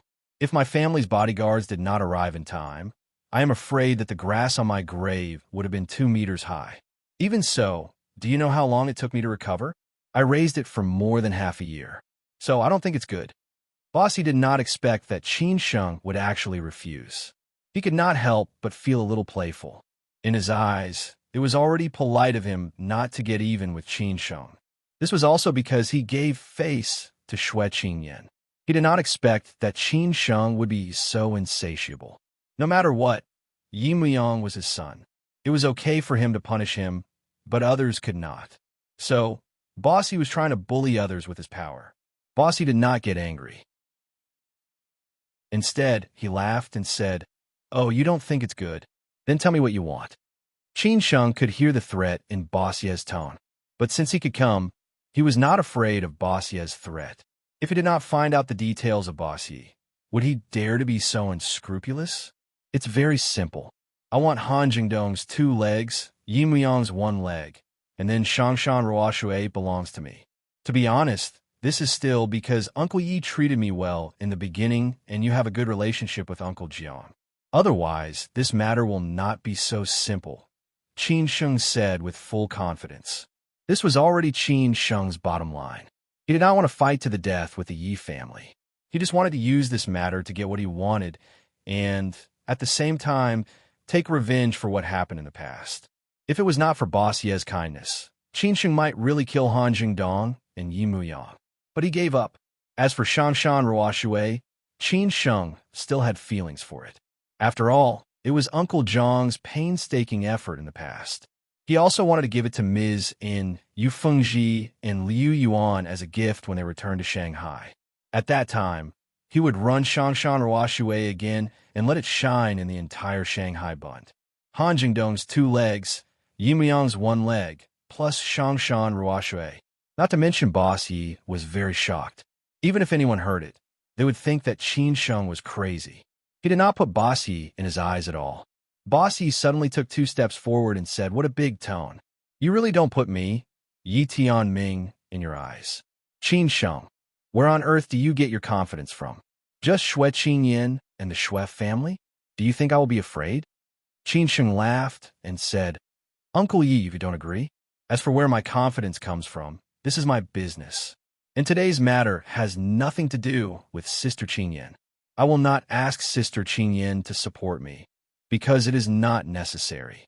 If I dare to come, it means that I have this confidence. You just don't know it." Bossy laughed and said, "Okay, Yi Tianming, have been in Shanghai Bund for so long, but I have never seen anyone with such a big tone. Then let me see your ability." Qin Sheng said word by word, "Uncle Yi, do you really want to see it? As long as I leave Shangshan Ruoshui, today's matter will not be so simple." Chapter 609. Refused to compromise the scene of the confrontation between Qin Sheng and Boss Yi. The strong aura made others somewhat breathless. It was the first time for Brother Wu and Bak to see such a strong Qin Sheng. Before this, the Qin Sheng they saw was very approachable most of the time. He did not have too many edges that made others uncomfortable. But today, Qin Sheng was like a sharp sword, pressing forward step by step. He had a fight with Boss Yi. Otherwise, this trip to Shangshan Ruoshui would be in vain. Han Jingdong, who had already admitted his mistake, and Yi Muyang, who refused to admit it but was taught a lesson by his father, both felt that the Qin Sheng in front of them was very unfamiliar. 2 years ago, he was not this arrogant and domineering. At this moment, he was not even the slightest bit afraid when facing the old man. In that case, dealing with him just now was just a piece of cake. Bossy had figured out the ins and outs of tonight's matter, but he did not compromise with Qin Sheng. Instead, he relied on his powerful strength to force Qin Sheng to make peace. He thought that Qin Sheng would agree, but he did not expect that Qin Sheng not only refused, but also threw out conditions that made him angry. No matter what, he would not agree to Qin Sheng's conditions. Otherwise, if this matter was spread out, how could Yi Tianming survive in the bund? However, Qin Sheng was not the previous Qin Sheng. It was not something that could be solved by Boss Ye's refusal and coercion. Qin Sheng was obviously going to fight to the death. Boss Ye naturally had a fight with him. But when the scene was extremely tense, Boss Ye's phone suddenly rang. It rang in an opportune time, and it was his private phone. Boss Ye took out his mobile phone. After seeing the caller's name on it, he frowned as if he was facing a formidable enemy. He looked up at Qin Sheng with his eyes full of doubts. Without saying anything to anyone, he took his mobile phone and walked out of the box. Qin Sheng did not know who the caller was, but he could guess that it must be about him. Could it be that Sister Qing Yin was behind this? Then, he looked at Yi Muyang and sneered. I've said it before, even if your father comes, he won't be able to save you. You can't blame anyone else. If you want to blame someone, blame yourself. Don't bully a young man for being poor. Yi Muyang was speechless. He did not know what to say. At this moment, it was no longer a battle between him and Qin Sheng. It was a battle between Qin Sheng and his father. He had already understood that he and Qin Sheng were no longer opponents of the same level. Han Jingdong's eyes flickered a little. He secretly looked at Qin Sheng. His heart was even more uneasy. He prayed that Boss Yi could crush Qin Sheng by force. Otherwise, he would be miserable. The price of 2 legs was too heavy for him. If that really happened, he would be considered as a cripple for the rest of his life. Moreover, the two sides could not compromise, otherwise the scapegoat that would be thrown out would still be him. So he began to feel afraid. Bossy answered the phone outside the box. In a box not far away, Xue Qingyin, who had already finished the phone call, slowly walked out of the box and looked at Bossy with a smile. Of course, this call was not made by her, but it had a lot to do with her, because she called Zhu Qingwen first. It was not considered as a tip-off. She just felt that Qin Sheng's aunt should know about this, so that when Qin Sheng and Bossy made a big fuss, it would not be easy to clean up the mess. If Zhu Qingwen entered the scene in advance, the situation could be controlled within a reasonable range. This also meant that it was no longer a battle between Qin Sheng and Boss Yi, but a battle between Boss Yi and the elders behind Qin Sheng. Otherwise, it would be very difficult for Boss Yi to lower his head in front of Qin Sheng.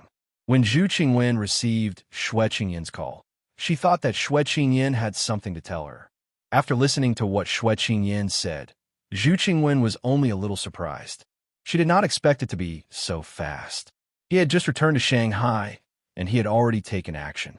However, it was within her expectations. After all, before this, Qin Ran had already told Zhu Qingwen about Qin Sheng's experience in Shanghai that year. At that time, Zhu Qingwen was very angry because Qin Sheng almost died in the hands of these people. However, Qin Ran and Zhu Qingwen both thought that Qin Sheng should deal with these things. If Qin Sheng did not care about it, it would be those people's good luck. If Qin Sheng could not take it lying down and want to take revenge, it would be reasonable. Zhu Qingwen would never allow anyone to bully Qin Sheng in Shanghai again. Now, Qin Sheng took action and faced Boss Yi directly. With his power, he naturally could not shake Boss Yi, but her aunt was not weak. Of course, Zhu Qingwen knew this Boss Yi, and they had met several times. She also heard a lot about Boss Yi, including the history of his family.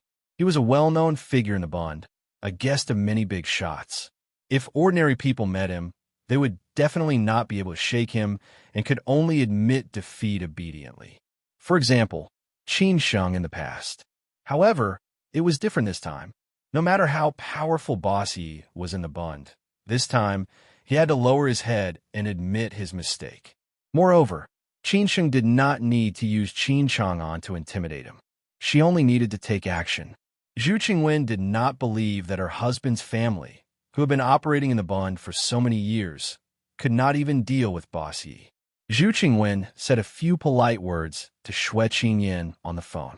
She smiled and said that she would have to trouble Xue Qingyin tonight.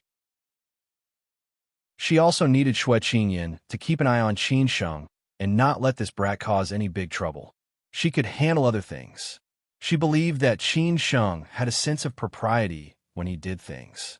Then, Zhu Qingwen immediately made 2 phone calls. Before this, she had already inquired about the relationship between Boss Yi and who could make him submit obediently.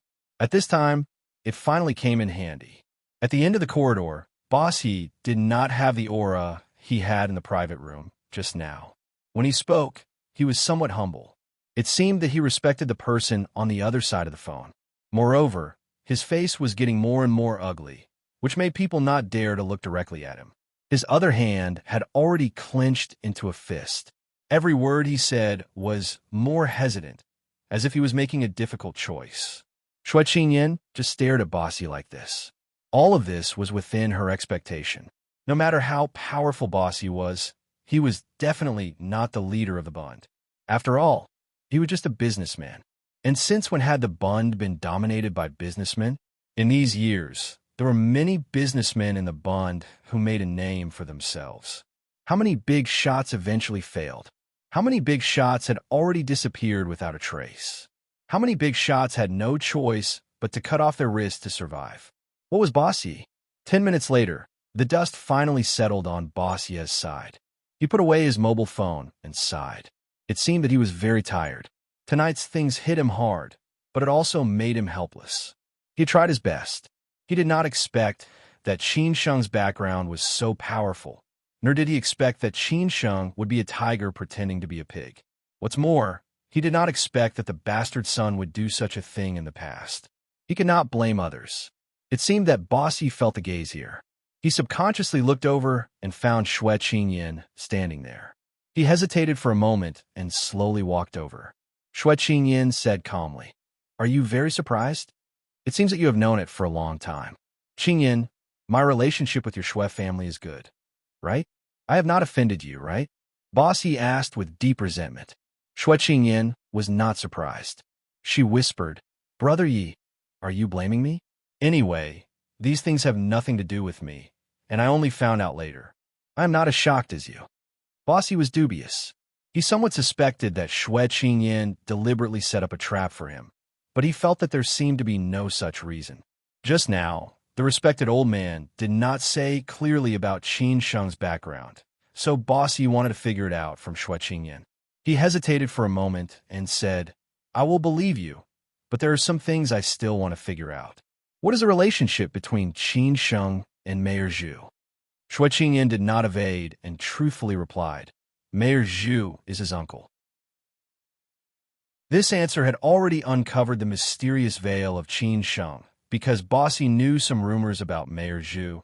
Then Qin Sheng was the grandson of that old man. The latter series of relationships, Bossy did not need to ask again. For example, the old man's son, who was Qin Sheng's uncle, now had a very prominent identity. Bossy suddenly thought of one thing and asked, "Qin Sheng's surname is Qin, then what is his relationship with Qin Chang'an?" "The relationship between father and son," Shui Qingyan still said bluntly. Bossy was shocked and said, "Impossible. Qin Chang'an has no son. Everyone knows this. There are some things, of course, you don't know, but some things happen during this time. You can find someone to inquire. Naturally, you will know that what I said is true." Shui Qingyan shook her head and sighed bitterly. Bossy seemed to have all his energy taken away. Tonight, he suffered a setback in Shangshan Ruoshui, which was also his biggest setback in the past 5 years. Qin Sheng wanted Shangshan Ruoshui. Bossy could give it to him. It did not matter to him, but Qin Sheng wanted one of Yi Muyang's legs. This was his son. How could he agree? But now, how could he not agree? At that time, this son almost killed Qin Sheng. The other side did not fight until one of them died. This son was already lucky. Bossy sighed with some relief and said, "Maybe this is his fate. Anyway, Qingyan, thank you." Shui Qingyan smiled lightly and said, "You are welcome." At this time, Bossy turned around and walked to the box at the end of the corridor again. He just felt that this road was a little difficult, but he still wanted to fight for it. Anything in exchange, as long as it was within the scope he could bear. Now he did not care about his face. He just wanted to save one of his son's legs. When he walked to the door of the box, Bossy took 2 deep breaths, then pushed the door and entered. In the box, Qin Sheng was already a little impatient. After he saw Boss Yi coming in, he sneered and said, "Uncle Yi, this phone call took a long time. Since Uncle Yi rejected my conditions, then I will leave first. We will meet again." After saying that, Qin Sheng was ready to leave because he had already known Boss Yi. From his state when he came in and his face, he could see that this phone call was a big blow to him. Boss Yi said directly, "Qin Sheng, I can give you Shanshan Ruoshui. You can also take away Han Jingdong's 2 legs. This is the price he should pay. You can't blame others, but can you let Yi Muyang go? I can exchange his legs with other things as long as you say it." After Boss Yi said this, the whole box was in an uproar. Han Jingdong blacked out and fell to the ground because this was the worst ending. That was Qin Sheng really did not come with good intentions. Boss Yi compromised and lowered his head. He never thought that it would be such an ending. Yi Muyang was also directly stunned. His mind was blank. How could this be? Chapter 610. Was it that simple? What kind of person's phone call could make Boss Yi so scared that he changed his position directly? Since ancient times, money was often attached to power, just as beauties always liked heroes. No matter how powerful Boss Yi was as a businessman, he was still a businessman after all. It was impossible for him to really be omnipotent. Not to mention the old businessmen like them. How did they get rich? Everyone was clear in their hearts. How many of them did not have original sins? In that uncivilized era, the rapid accumulation of wealth was often full of original sins. If there was no strong backing and background, after the accumulation of wealth or social status reached a certain level, it would become a hidden danger. To eliminate these hidden dangers, it was necessary to wash clean. But not everyone could wash clean just because they wanted to. At this time, someone must stand up for you and let you go through the most difficult stage. Once this stage was passed, then life would really enter the fast lane. Boss Yi made his fortune by smuggling. After the outbreak of several big cases in the 90s, he did not go into prison and could still live until now. Obviously, there was a big shot behind him. Relying on the wealth accumulated by smuggling, he could later be like a fish in water in Shanghai, and since then became a powerful businessman. Later, that big shot had an accident and went into prison. But Boss Yi had already cut off his relationship with him. Relying on the new business relationship, he began to move in Shanghai and the capital market, and finally established his position today. This old man was Boss Yi's biggest backer in Shanghai. Even though he retired, his influence was not small. But no matter how good the relationship between Boss Yi and his old man was, it could not be compared to the relationship between him and the Zhu family, because this old man was the confidant of old Master Zhu. You say, how could Boss Yi fight with the Zhu family? Could he not lower his head to Qin Sheng? If the Yi family was in the right, this matter might be easier to deal with. As long as the old man was willing to come forward, the Zhu family would more or less have to give some face. But the Yi family was not in the right, and that matter was really bad. If the Zhu family really wanted to make trouble, it was estimated that the old man would not stop them. He could only say that he would give them some face. Zhu Qingwen already knew the phone number of that uncle and Boss Yi. At the same time, he also knew the relationship between Boss Yi and a certain red bigwig. So these 2 phone calls directly hit Boss Yi's weak spot. Boss Yi had no room to fight back. However, the old man didn't say anything definite. He just said that the Zhu family couldn't do anything, but they could find a way from the young man. If the young man could let his son go, the Zhu family wouldn't say anything. Therefore, after entering the box, Boss Yi made up his mind to try again.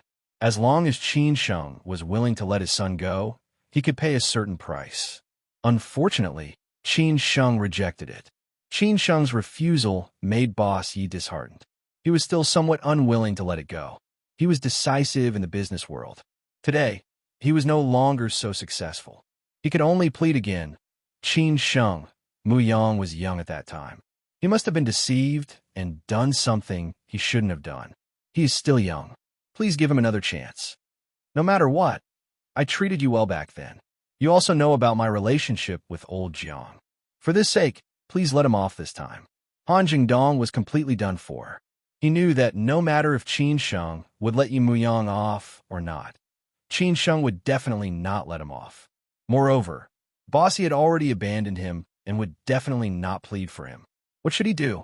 Yi Muyang hadn't come back to his senses yet. Qin Sheng's refusal made him very scared. He was thinking that if he really broke a leg, how could he live in the future? Qin Sheng said very politely, "Uncle Yi, I've said it before. Because of this, I only want one of his legs. At that time, he wanted my life. Now I want one of his legs. Do you think I'm too much?" Bossy was silent.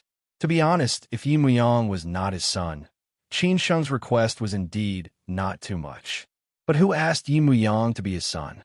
Qin Sheng walked over slowly and whispered in front of Bossy, "Uncle Yi, people have to learn to grow up. Maybe after experiencing this, he will grow up from then on. I've already given him a chance. Is there really no room for negotiation?" Bossy gritted his teeth and asked. He was not willing to completely lose his face because of this matter, because that was not his style. But he still wanted to fight for it. Qin Sheng snorted. "Then if you exchange all your assets, will you exchange?" Bossy's face changed slightly. He did not give an answer, but he also gave an answer. Obviously, this was not possible. So Qin Sheng also knew that the outcome was fixed. So he told Brother Wu and Bak behind him, "Han Jingdong's 2 legs, Yi Muyang's 1 leg. I'll leave it to you." Brother Wu immediately nodded and said, "Don't worry, young master." Qin Sheng smiled again and said, "Uncle Yi, as for the matter of Shangshan Ruoshui, I will send someone here tomorrow. I hope Uncle Yi can cooperate." At this point, Qin Sheng did not show any mercy at all. Bossy cannot be shameless anymore. He shook his head and smiled bitterly. "I will ask someone to cooperate." Qin Sheng continued, "Uncle Yi, today's matter offended me. I hope you don't have a grudge in your heart. I will come to apologize another day." Don't have a grudge. How can there be no grudge? But what could he do? As for coming to apologize, Bossy did not want to think about it. He did not want to have any interaction with this young man in the future. This matter was a lesson to his son. No matter what, at least he was still alive. Qin Sheng left with the 2 bodyguards. It was already a little late. Sister Qing Yin was still waiting outside. They had not eaten dinner yet. After eating, they should go home. This was the first day of moving. Qin Sheng did not dare to not go home at night. After Qin Sheng left, in the private room, Bossy finally recovered. He was no longer as unbearable as before, but returned to his usual appearance. He slowly squatted down, patted Han Jingdong's shoulder lightly, and said, "Lao Han, don't blame me. I can't do anything. If you want to blame someone, you can only blame that you shouldn't have done that thing in the first place. Go back and use the money to do something else. I have not treated you badly these years." Han Jingdong already had no love in life. He could save his life because of Bossy. If there was no Bossy, Qin Sheng was afraid that he would directly kill him. Han Jingdong did not raise his head and said, "Thank you, Bossy." At this time, Bossy walked to his son, Yi Muyang's side. He knew that this matter would be a big blow to Yi Muyang, but this was the only way. He had been too impetuous these years. It was time for him to grow up. He hoped that this matter would be a blessing and a curse for him. Hence, Bossy said in a deep voice, "Life has never been smooth sailing, and there has never been a hurdle that cannot be overcome. You are already 30 years old. It is time for you to learn to grow up." Yi Muyang did not speak. He was still immersed in his own world. If he really broke a leg and became a cripple, what would his life be like? Moreover, the hatred and resentment in his heart were very big. It was hatred towards Qin Sheng, resentment towards his father. After arranging these trivial matters, Bossy ordered a few bodyguards, send them to the hospital later. After that, Bossy had already walked out of the private room. He no longer cared about what would happen later. Out of sight, out of mind. A few minutes later, a few crazy and desperate cries came from the private room. Han Jingdong and Yi Muyang finally paid the price for their impulsiveness in the past. When Bossy came out, Qin Sheng and Shui Qingyan had already got in the car and left Shangshan Ruoshui. He looked back at Shangshan Ruoshui, waiting for the new life here. "Sister, the phone call that Bossy picked up, was it from your side?" Qin Sheng asked after getting in the car. Shui Qingyan pouted and said, I don't have such great power. It was your aunt's side. As for who called bossy, I don't know. My aunt? Qin Sheng did not know whether to laugh or cry. It seems that you told my aunt. Shui Qingyan did not deny it and nodded. Well, it is reasonable for me to tell your aunt. Otherwise, if things get out of hand, your aunt won't blame me. What's more, if there's no strong pressure, it is difficult for Bossy to talk to you. In the end, they still have to go to that level. Might as well avoid these troubles. Simple and direct, maybe the effect will be better. Qin Sheng thought for a moment and said, Sister, you are so thoughtful. It seems that I have to call my aunt to reply later, in case she scolds me later. Why would she scold you? This is what they owe you, Shui Qingyan said honestly. She took the opportunity to ask, You haven't told me, what price did the Yi family pay? Qin Sheng replied honestly, Actually, it is nothing. I just want one of Yi Muyang's legs, 2 of Han Zhengdong's legs, and Shangshan Ruoshui. That's it, Shui Qingyan said in disbelief. Qin Sheng replied, That's it. This is not your style. Shui Qingyan was still a little doubtful. Qin Sheng smiled and explained, I remember the kindness of others. Although Yi Muyang and Han Zhengdong contributed a lot, the mastermind behind the scenes was Yin Chaozong. After Boss Yi took over Shangshan Ruoshui, he treated me well and planned to train me well. I remember this. What's more, Uncle Jiang said that Boss Yi helped him twice in the past. He hoped that I could be merciful, so I did this. Shui Qingyan listened and said with admiration, Not bad. Good and evil, you have a sense of propriety. Qin Sheng laughed and said, Sister, let's not talk about this. I am starving. What shall we eat? Then let's go to the food stall you brought me. I missed the taste a little, Shui Qingyan said casually. Qin Sheng agreed without hesitation and immediately told the driver the address. Tonight's matter could be considered to have been settled. After dinner, Qin Sheng and Shui Qingyan went home separately. During dinner, Qin Sheng told Shui Qingyan about his plans for Shangshan Ruoshui after he took over. At the same time, he also asked for Shui Qingyan's advice. Qin Sheng's plan was to renovate and position Shangshan Ruoshui. Relying on various resources, he would make it the top private club in Shanghai. When he was in Shangshan Ruoshui, Qin Sheng had a lot of plans, but he did not have the ability at that time. Now, Qin Sheng not only became the boss of Shangshan Ruoshui, but also had various resources. So as long as he was willing to do it, it was not difficult. Shui Qingyan's advice was that the biggest condition of a top private club or club was resources. As long as the resources were in place, the rest was not difficult. After all, other things could be done with money, but the resources of connections could not be bought with money.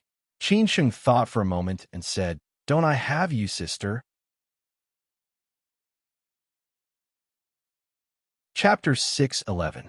Gifts and surprises. Shui Qingyan did not refuse this matter. She had promised Jiang Xianbang in the past. With her relationship with Qin Sheng now, how could she refuse? What's more, this kind of thing could bring her a lot of convenience. She did not need to pay much, but in the eyes of ordinary people, these things were harder than climbing to heaven. Of course, this thing had not started yet. As for how to do it, it had to wait until Qin Sheng took over Shangshan Ruoshui. This was Jiang Xianbang's painstaking effort. Now that Qin Sheng could take over again and make it shine again, it was quite meaningful. After a busy day, Qin Sheng was already exhausted. But when he thought that there was a beauty waiting for him at home, he felt very at ease, as if his soul had a home and his heart had sustenance. The 2 bodyguards escorted Qin Sheng all the way to the entrance of the house. They did not leave until they saw Qin Sheng open the door and enter the house. They never made mistakes in these small details. Moreover, this was not the Sihiyuan of the Qin family, where any kind of danger could appear. After Qin Sheng opened the door and came in, he found that the light in the living room was still on. He knew that Lin Su was still awake. He changed into slippers and walked into the living room. He saw Lin Su, who was only wearing pajamas, lying on the sofa comfortably. She was reading a few documents about the shareholding structure of the Lin family's company. To Qin Sheng, this was his new home. Lin Su had cleaned it up very well. Compared to the house in Shermao Riviera Garden, This place had more of a homey feel. It also had some artistic atmosphere. After all, many of the decorations that Lin Su had bought back then were still there. Lin Su's taste was not low. Lin Su had already taken a shower and removed her makeup. She casually tied up her hair. Inadvertently, she was the most charming. After seeing Qin Sheng come in, she pursed her lips and stood up with a smile. Then she slowly walked over and directly put her arms around Qin Sheng's neck. She said coquettishly, "If you didn't come back, I would have fallen asleep." Who would have thought that the former goddess Lin would also act coquettishly to a man? So, no matter how beautiful a goddess was, she would eventually become a man's little woman. She would not be high and mighty in front of others. She would return to the ordinary life, sitting down to do housework, talk about trivial things, and talk about love. Lin Su's tone sounded somewhat resentful. Qin Sheng was a little embarrassed. He kissed her forehead gently and replied, "I didn't have time for dinner. After I was done with my work, I went to have supper with Sister Qin Yan. That's why I came back late. My little baby has been waiting for me for a long time." Lin Su's eating pattern was very normal. She ate very little for dinner and even less for supper, let alone snacks. She liked to eat fruits and vegetables. Such a regular and self-disciplined habit was not something that ordinary people could maintain. Therefore, Qin Sheng did not bring any food for her. Lin Su seemed to like the nickname Little Baby very much. She tiptoed and leaped lightly, hanging on to Qin Sheng's body like a koala. Lin Su, who weighed less than 100 pounds, was naturally not heavy. For a strength-type player like Qin Sheng, it was not a challenge at all. However, this posture seemed a little familiar. Qin Sheng teased her on purpose as he said, "Baby, what do you want to do?" Of course, Lin Su knew what Qin Sheng wanted to ask. He pretended not to understand and said, "Nothing. But what do I want to do?" Qin Sheng said with a smirk. Then his eyes began to look around Lin Su's body and finally stopped at the fair skin on her chest. Lin Su bit her lip and said, "Then what do you want to do?" Qin Sheng deliberately whispered in Lin Su's ear, "I want to eat you." Lin Su immediately wanted to escape, but it was already too late. She was directly carried by Qin Sheng to the bedroom. On the way, Qin Sheng had already begun to kiss Lin Su. Lin Su only struggled a little and began to respond to Qin Sheng. Absence makes the heart grow fonder. How could one night be enough? After Bossy arrived, those artists and security guards had already been evacuated to the first floor about Shan Ruoshui's incident last night. In the end, what happened in the private room on the second floor, other than the two bodyguards present, naturally, no one else knew. Naturally, there was no need to care about the Yi family. They would definitely keep their mouths shut. Brotherhood also warned the Qin family. In this case, basically there would not be any problems. In the morning, after Qin Sheng and Lin Su got up and had breakfast, they went to their respective companies. Naturally, Qin Sheng went to the World Financial Center, while Lin Su went to Poly Square, where she used to stay. Now, the headquarters of the Lin family's business would also be moved there. When Qin Sheng arrived at the company, everyone else had already arrived. Yin Pan, who had already taken over the secretariat, was arranging the work. Zhong Shan, on the other hand, was waiting for Qin Sheng in the office. When Qin Sheng passed by the secretariat, he smiled and said, "Hello, little Yin. You look very beautiful today." Yin Pan was a little embarrassed and blushed. After quickly arranging the work, she took the prepared documents and walked into Qin Sheng's office. Yesterday, he had already cleaned up the office. All of Sun Songfei's personal belongings were also cleared away. Even some decorations and green plants were changed. After Qin Sheng greeted Zhong Shan, Yin Pan walked over and said, "Boss Qin, this is the detailed information of all the restructuring companies that you wanted, including the financial statement for the past 3 years. Not bad, little Yin. Your work efficiency is quite high." Qin Sheng took the documents and said, half-jokingly. Yin Pan was embarrassed again. It seemed that Boss Qin was in a good mood today. She did not know what good thing had happened. However, Yin Pan had something to worry about. That was, she quarreled with her boyfriend. Her boyfriend did not want her to come to Shanghai to work. Although she said that she would only stay for a short period of time, they still quarreled. Yin Pan could understand her boyfriend. After all, they were separated from each other in Beijing and Shanghai. They could not see each other often. Their relationship would easily fade.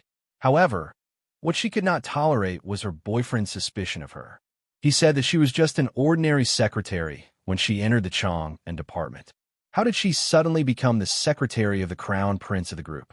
Moreover, she followed the crown prince of the group to work in Shanghai.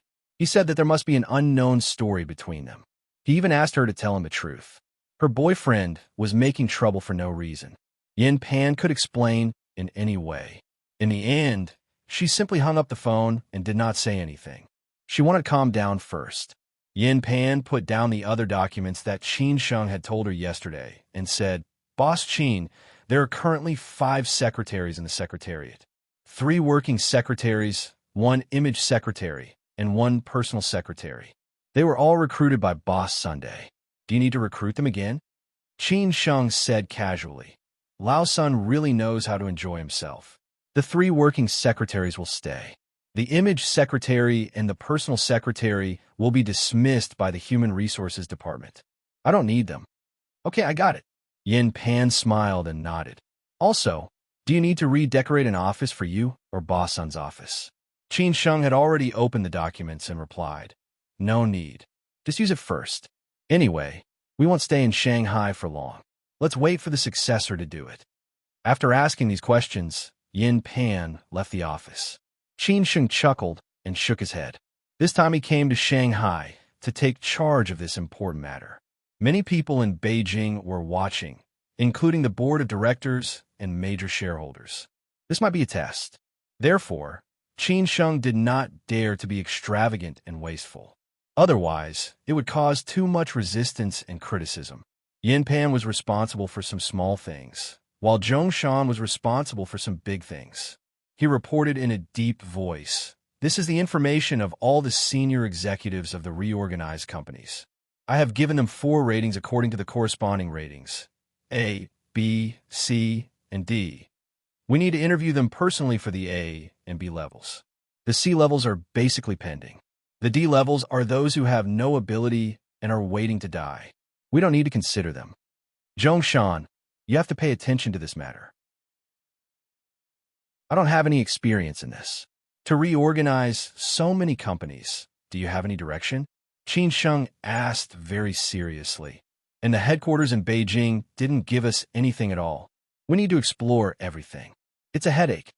Zhong Shan smiled and said, "In fact, the reorganization is not difficult. Just leave it to the professionals to do it. The rest is nothing more than 3 aspects. The strategic direction of the new company after the reorganization, the organizational structure of the company, and the staffing of the company. As long as you do these things well, the rest will be solved." "It seems that you already have an idea." Qin Sheng was very surprised. Did he really find a treasure in Inner Mongolia this time? Zhong Shan said with full confidence, "As long as you give me enough power, I will do these things well." "Ha ha ha, don't worry about this. I have complete trust in you," Qin Sheng said firmly. Since the old man had handed Zhong Shan to him, there was no reason not to trust him. Of course, the trust Qin Sheng said was only on the work. In terms of personal feelings, Zhong Shan was far from being recognized by Qin Sheng. Zhong Shan left after talking with Qin Sheng about the work. His office was now next to Qin Sheng's, so that it was convenient to communicate with Qin Sheng if there were any problems. After Zhong Shan left, Brother Wu came in and reported to Qin Sheng in a low voice what happened last night. After Bossy left, they broke Han Zhengdong's 2 legs and Yi Muyang's 1 leg. Then the bodyguards of the Yi family sent them to the hospital. At present, there was no big movement from the Yi family. They only announced to the public that Yi Muyang had a car accident last night. However, they prohibited anyone from visiting the hospital. As for the handover of Shangshan Roashui, the discussion with the Yi family was scheduled for this afternoon. Qin Sheng had already handed over the responsibility to Chang Baji and Hao Lei. After all, Chang Baji was more familiar with Shangshan Roashui. However, the following things were far from what Chang Baji and Hao Lei could do. Therefore, Qin Sheng still needed professional talents. Moreover, he already had old acquaintances. This was also the task that Qin Sheng gave to Brother Wu today. It was to let him go to Hangzhou and pick up 3 people to go back to Shanghai. These 3 people were not others. They were Mizhen, Yu Fengji, and Liu Yuan, who were tricked by Qin Sheng to Shanghai. After Qin Sheng left Hangzhou, they still stayed in Hangzhou and did not resign. Perhaps this was also a promise to Qin Sheng, which made Qin Sheng more or less touched. Chapter 612. Borrow Money? Qin Sheng was originally a person who valued friendship and righteousness. Not to mention that when he was in Shangshan Ruoshui, whether it was Mizhen, Yu Fengji, or Liu Yuan, they all helped him a lot. Later, after he gained a foothold in Hangzhou, he invited Mizhen and the others to develop in Hangzhou. In fact, it was more to help them. After careful consideration, Mizhen and the others also readily agreed. At that time, for Qin Sheng, it was a timely help. What's more, after he left Hangzhou, no one would stop Mizhen and the others if they wanted to leave, but they still insisted on staying in Hangzhou. What else did Qin Sheng want to say? If people treat me well, I will be very good to them. This was Qin Sheng's style. For example, in the matter of Shangshan Ruoshui this time, if not for Bossie's friendship and Uncle John's plea some time ago, how could Qin Sheng so easily spare Yi Muyang and Han Jingdong? Chang Baji and Hao Lei went to take over Shangshan Ruoshui. Qin Sheng had already told them that whether it was the management or other departments, including the most important reception department and the security department, all personnel should be reevaluated. Those who were not qualified would be dismissed, and the rest would welcome the new students of Shangshan Ruoshui. Brother Wu took some people to Hangzhou and personally picked up Mizhen, Yu Fengji, and Liu Yuan to go back to Shanghai. Qin Sheng was not worried about Mizhen and Liu Yuan, but Yu Fengji was a bit difficult. After all, he was too ambiguous with her in the past, and she had some resentment towards him. She might not come back, and even if she came back, it would be a bit of a headache. Lunch was eaten in a restaurant in the World Financial Center. Qin Sheng took Zhongshan and Yin Pan with him. Today, he planned to stay in the company all the time to sort out the current problems and prepare for the following restructuring.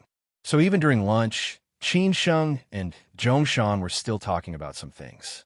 At present, all the companies that needed to be restructured were in a panic. Many people had already started to work. Among them, there were some who had a relatively strong relationship. They looked for Qin Sheng through the company headquarters in Beijing and the big bosses or board members. Qin Sheng received several calls, but he was very polite to them. He did not care who pleaded for whom, and did not care who he offended. He only cared about ability, as long as he had the ability. Of course, character was also the most important aspect. After lunch, Qin Sheng was about to go to the meeting. Who knew that there would be an unexpected guest? Qin Sheng had to meet him, and he did not know how this guy came to him. This unexpected guest was the youngest son of his aunt, Zhu Jiao, his little cousin, the youngest in the whole family. Qin Sheng wondered how he found him. In the office, Qin Sheng asked Yin Pan to make him a cup of tea. Then, he sat on the sofa and looked at his cynical little cousin. He was a rich playboy who was loved by many people. Many people of his age envied him. Cousin, not bad. I saw quite a few beauties in your company just now. Do you have any suitable ones that you can introduce to me? Zhu Jiao said half-jokingly after he sat down. Although this guy did not have much contact with Qin Sheng, in fact, they had only met a few times, he was not polite at all. Qin Sheng did not know whether to laugh or cry as he said, I don't want to push the girl in my company into the fire pit. You're a playboy. If you abandon the girl and make a scene, I will have to clean up your mess. I can't afford to lose my face. How could I be such a person? Zhu Jiao said with an exaggerated expression. Zhu Jiao was dressed very fashionably. There was no pressure at all. He had his elder brothers and sisters to protect him, not to mention the care of the other elders. Anyway, he had always cheated Qin Ran. Every time he was short of money, he would look for Qin Ran.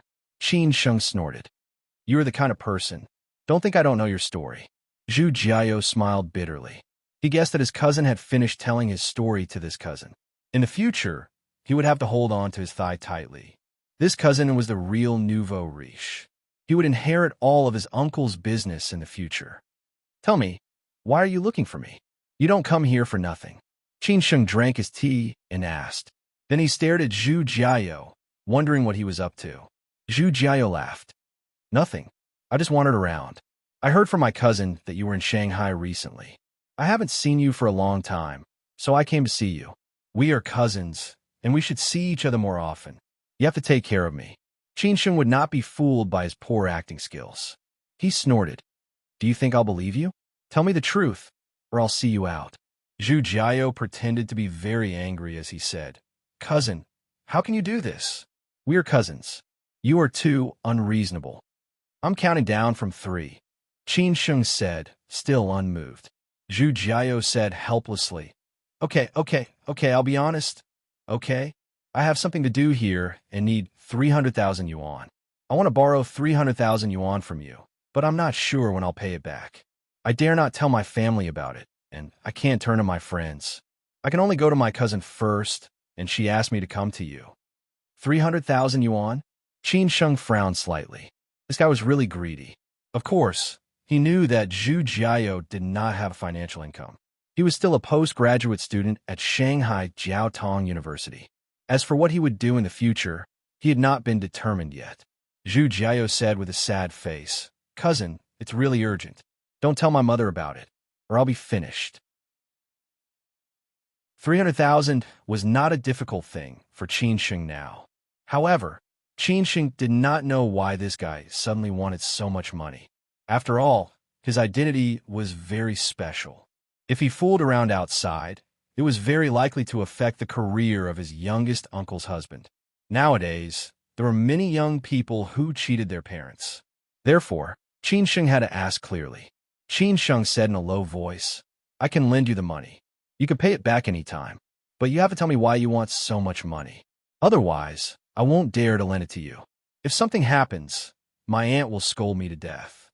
Zhu Jiao said solemnly, Cousin, I can't tell you now, but I can tell you in the future. I can also promise you that I will never do anything bad that violates the law. I have a sense of propriety. Otherwise, my parents will break my legs. Besides, I'm not so stupid. I know my father's position now. Qin Sheng said doubtfully, You're not lying? Absolutely not a single lie. Otherwise, I'll be struck by lightning, Zhu Jiao said firmly. Qin Sheng hesitated for a moment and said, Tell me your bank account number. I'll transfer it to you later. Oh, cousin, you're the best. Thank you. I'll treat you and sister-in-law to a meal some other day, Zhu Jiao said happily. Finally, such a big problem was solved. Actually, it was not difficult for him, but he wanted to save his face, so he had to do this. After seeing Zhu Jiao off, Qin Sheng immediately called Chang Baji and asked him to find someone to investigate Zhu Jiao's recent whereabouts and figure out what he was doing. Otherwise, Qin Sheng would not be at ease. It was not that Qin Sheng did not trust Zhu Jiao. It was just that Zhu Jiao's uncle's identity was very special, and he could not afford to have any accidents. If Zhu Jiao's uncle continued to move forward, he would be a great help to Qin Sheng in the future. In the afternoon, in the underground garage of Hangzhou Europe and America Center, Mizin and Yu Fengji, who had just finished inspecting the renovation of the newly opened restaurant, parked their car. Suddenly, several men in black came out and blocked their way. Mizin and Yu Fengji frowned slightly. They did not know where these people came from. It seemed that they did not come with good intentions. It seemed that they had not offended anyone recently. Who are you? Yu Fengji, who was bold and had never been afraid of trouble, asked straightforwardly.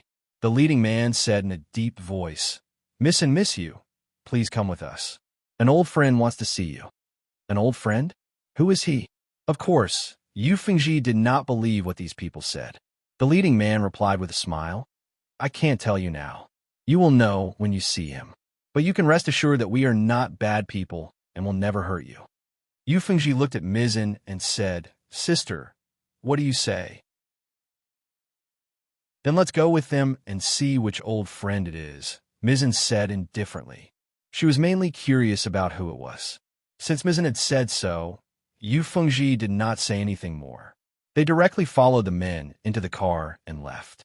After the two cars left the Europe and America Center, they went straight to the highway intersection as agreed. When they arrived there, Mizin and Yu Fengji found that Liu Yuan was also there.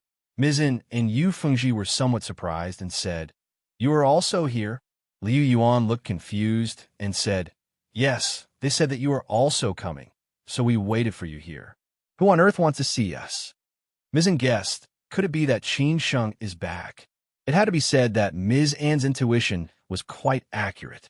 She subconsciously guessed that it was Qin Sheng, but it was not difficult to guess. After all, there seemed to be few people who had common interests with the three of them. Liu Yuan frowned and asked, "We can't rule out this possibility. But Qin Sheng has disappeared for more than half a year, and there is no news at all. Could it be him?" Yu Fengji also nodded and said, "What Liu Yuan said makes sense. What's more, Qin Sheng has offended so many people in Hangzhou. How could he have such a big show?" Mizan thought for a moment and said, "Since we don't know, let's go and see him first." At this time, Brother Wu walked over slowly. After confirming that these three were the people Qin Sheng wanted to see, he smiled and said, "Guys, can we get in the car?" After Ms. In and the others met each other, they directly got in the same car, so that they could discuss and take care of each other. But these people did not restrict their freedom, such as taking away their mobile phones and so on. They were still very relieved. After they got in the car, several cars directly went to the direction of Shanghai. Half an hour later, Mizan felt that something was wrong and asked, "Where are we going?" "Shanghai," Brother Wu replied in a low voice. Hearing this answer, not only Mizan, but also Yu Fengji and Liu Yuan's faces slightly changed. If they really went to Shanghai, it was a little bit wrong. Chapter 613. I'm serious MS. And Yu Fengji and Liu Yuan didn't think they were kidnapped. The kidnappers wouldn't be so polite. They didn't restrict their freedom of life or confiscate their mobile phones, so they believed it.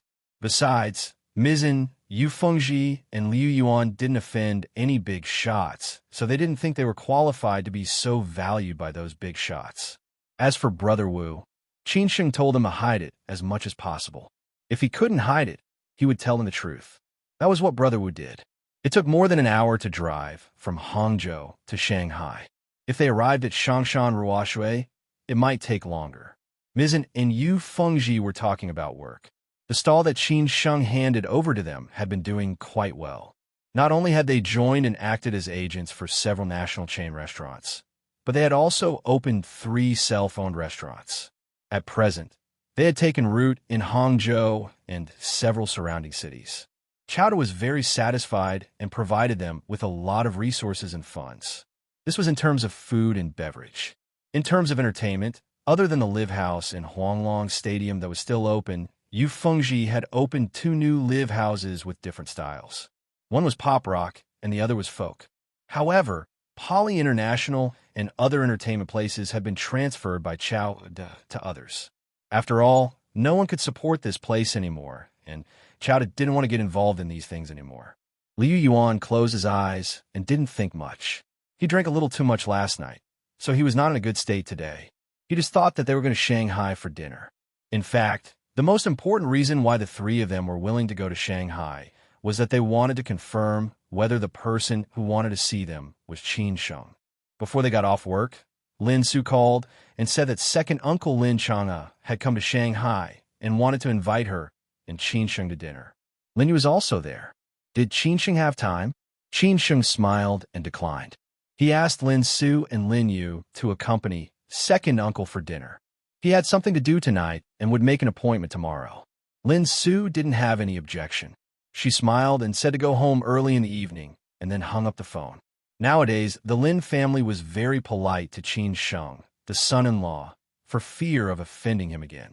After all, the Lin family still depended on this son-in-law in the future, especially Lin Chang'e, the person in charge of the Lin family, and Lin Zhe, whose character had changed a lot.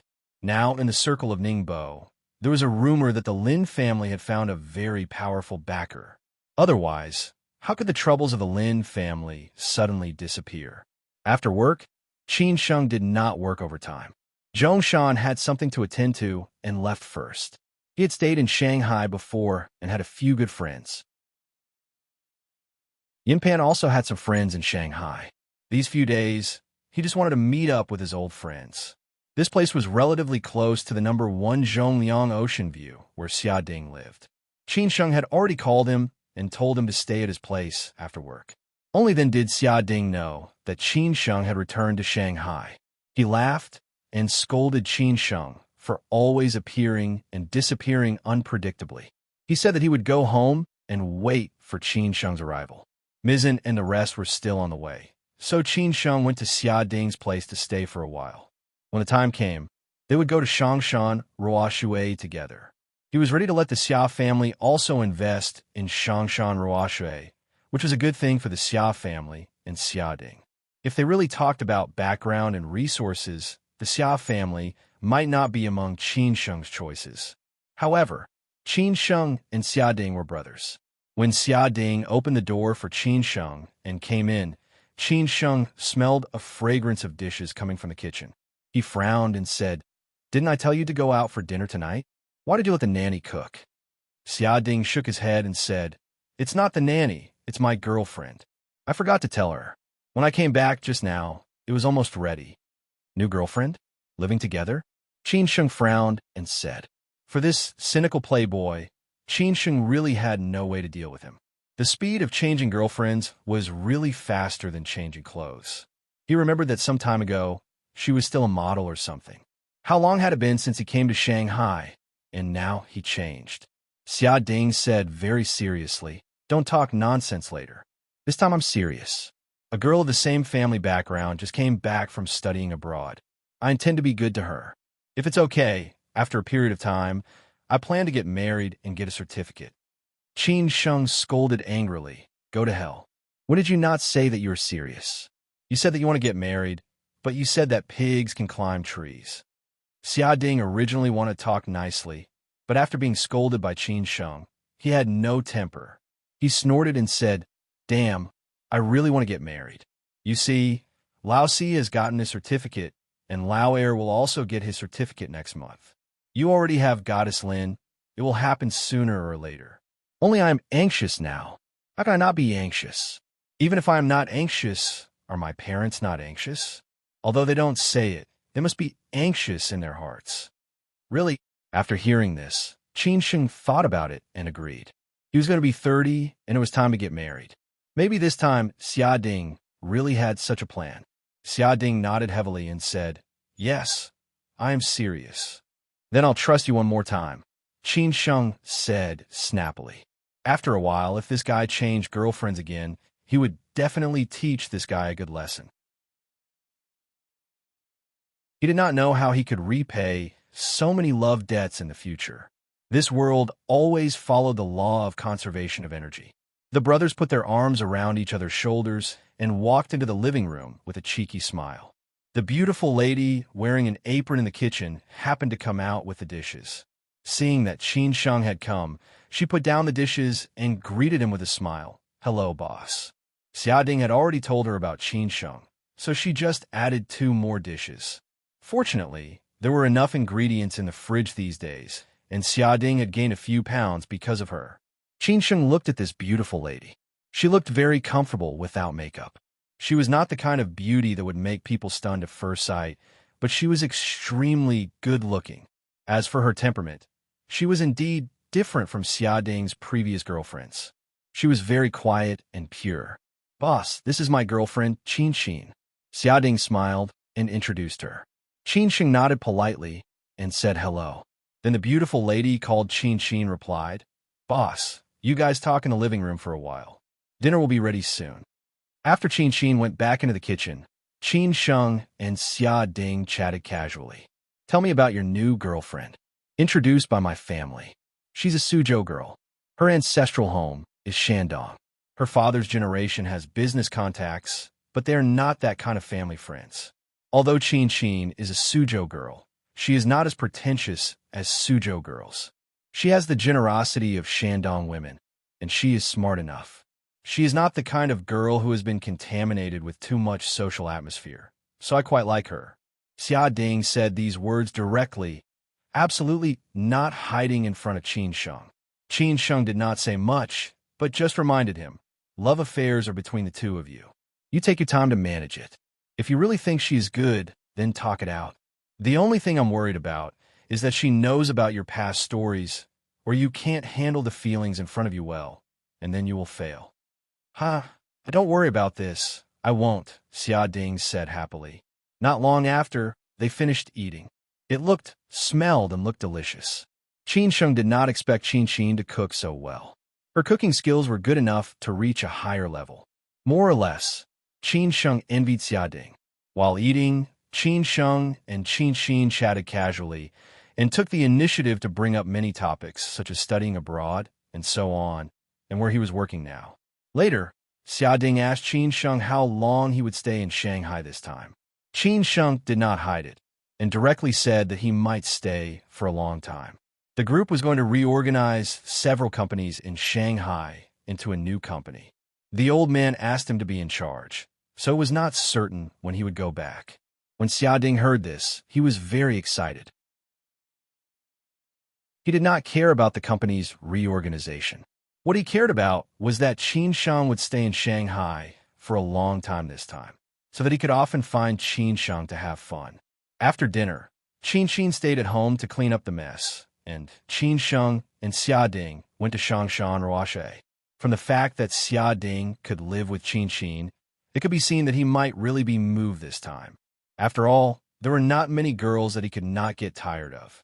On the way to Shangshan Ruoshe, Xia Ding asked Qin Sheng about the company's reorganization, and Qin Sheng smiled and chatted with him for a while. When they arrived at Shangshan Ruoshe, Xia Ding frowned and said, "Boss, what are we doing here?"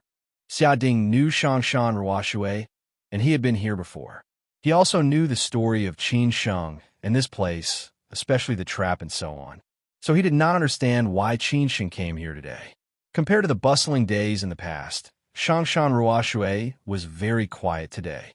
Except for the security department, other departments only had staff on duty, and the rest had gone home to wait for news. When the car drove to the main building, Chang Baji and Hao Lei were already waiting there.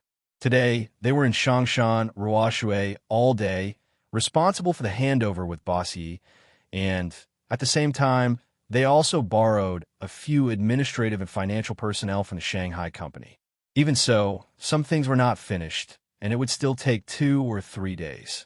After getting off the car, Xia Ding saw Chang Baji and Hao Lei were also there, and said in surprise, "Lao Chang, Hao Lei, why are you here? You're also here?" Hao Lei smiled and greeted. Xia Ding was even more confused, and looked at Qin Sheng for an explanation. Qin Sheng then said, "This place is already mine. I'm going to rebuild Shangshan Ruoshe and let it return to the peak of Shanghai. Are you interested in being a shareholder?" Xia Ding shouted with some shock. "What the hell, boss, is it true?" "Of course it's true. Why would I lie to you?" Qin Sheng smiled disapprovingly and said, "If you are interested, you can tell Uncle Xiao first.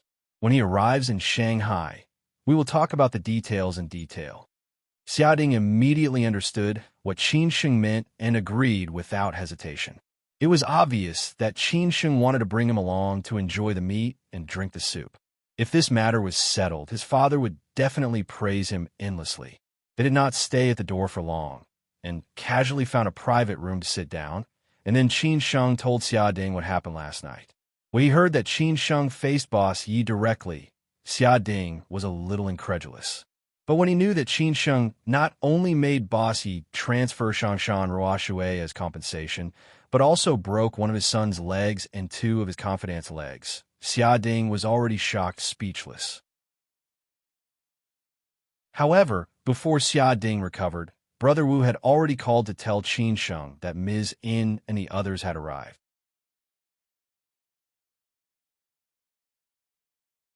Chapter 614. Killing intent appears in the past. Shangshan Ruoshe was one of the top 4 private clubs in Shanghai. However, Jiang Xianbang's accident led to the gradual decline of Shangshan Ruoshe. In addition, after Boss Yi took over, he did not pay much attention to it. From then on, it became an ordinary club. Jiang Xianbang's years of hard work went down the drain, which was somewhat a pity. However, No matter how much Shangshan Ruoshui declined, it was still quite famous in Shanghai. Now that Qin Sheng could take Shangshan Ruoshui from Boss Ye's hands, it could be seen how intense this confrontation was. It was far from what Qin Sheng said. Therefore, when he learned that Qin Sheng broke one of Boss Ye's son's legs, Xia Ding was so shocked. As for the 2 legs of his confidant, it was insignificant at this time. Others did not know who Boss Ye was, but Xia Ding still knew a little. Although he was not the top boss in Shanghai, he was also a particularly important person. It was really unbelievable that he gave up like this. As for Qin Sheng's later initiative to let the Xia family invest in the new Shangshan Ruoshui, Xia Ding was very grateful in his heart. They were friends and brothers. There was not too much hypocrisy as long as they understood each other's meaning. Outside Shangshan Ruoshui, when the 3 cars drove to the door, Mizan, Yu Fengji, and Liu Yuan were even more puzzled. Why did they run back to Shangshan Ruoshui? Was Boss Yi or Han Jingdong looking for trouble with them? This did not make sense. After all, Yu Fengji and Liu Yuan had resigned earlier. Only Mizan had been poached by Qin Sheng later. Besides, Shanghai was short of everything except talents. They did not have that much weight. Or did Boss Yi or Han Jingdong want to invite them back to Shangshan Ruoshui? This also did not make sense. They really did not have the face, let alone the strength. What was going on? But now they could be sure that there would be no danger in this trip to Shanghai. Mizan could not help but say, "Now can you tell us who wants to see us?" Brother Wu said with a smile, "We are already at the door. If you want to know the answer, it is not a long time. You will know later." "Then wait a little longer," Yu Fengji said in a low voice. After a few cars drove in, they could clearly feel the coldness of Shangshan Ruoshui. Liu Yuan frowned and said, "What's going on? There should be a lot of guests at this time of day. Why is it so quiet tonight?" Mizan shook her head and said, "I don't know. Maybe this is the reason why we are here." It was indeed deserted. This was the intuition of Ms. In and the other 2. In the past, the parking lot would have been full of cars and guests coming and going. But tonight, there was not even an artist. Sure enough, after getting out of the car, they were directly taken to a box. They only met 2 or 3 artists on the way, and they were not acquaintances, which was even more strange. Fortunately, the private room was the same as before. Otherwise, they would really doubt if this was really Shangshan Ruoshui. After taking Ms. In and the others to the private room, Brother Wu left quietly, leaving only the 3 of them in the private room. Liu Yuan could not help but ask again, "Who is it? Why is he so mysterious?" Yu Fengji sighed and said, "No matter who it is, let's see him first. I thought it might be Qin Sheng, but now it seems impossible. Qin Sheng can't be here. Well, then it could really be Boss Yi and the others. But tonight is too strange. Han Jingdong and Wang Haichao are not here, and there are not even a few artists. What happened to Shangshan Ruoshui?" Mizan nodded in agreement. Liu Yuan was a little disappointed and said, "How I hope it will be Qin Sheng. I haven't seen him for more than half a year. I don't know how he is now. Is he still alive? Good people don't live long, but evils live for 1,000 years. He won't die so easily," Yu Fengji said angrily. She loved and hated Qin Sheng, but no matter what, Qin Sheng had left an indelible impression in her heart. It was difficult to forget this man again. Mizan let out a long sigh and said, "What happened in Hangzhou is actually related to what happened in Shanghai.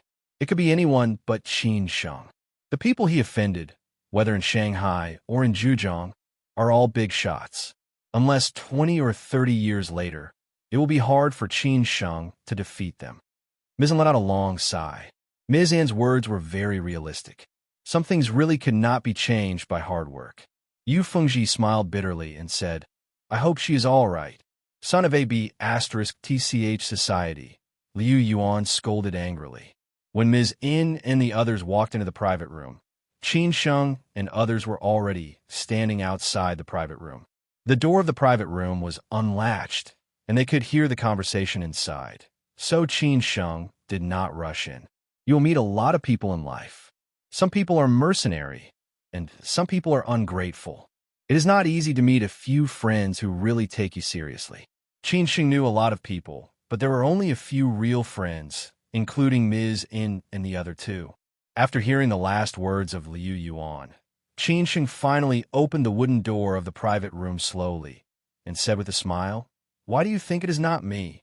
Hearing this familiar voice, Ms. In, Yu Fengji, and Liu Yuan subconsciously looked at the door of the private room.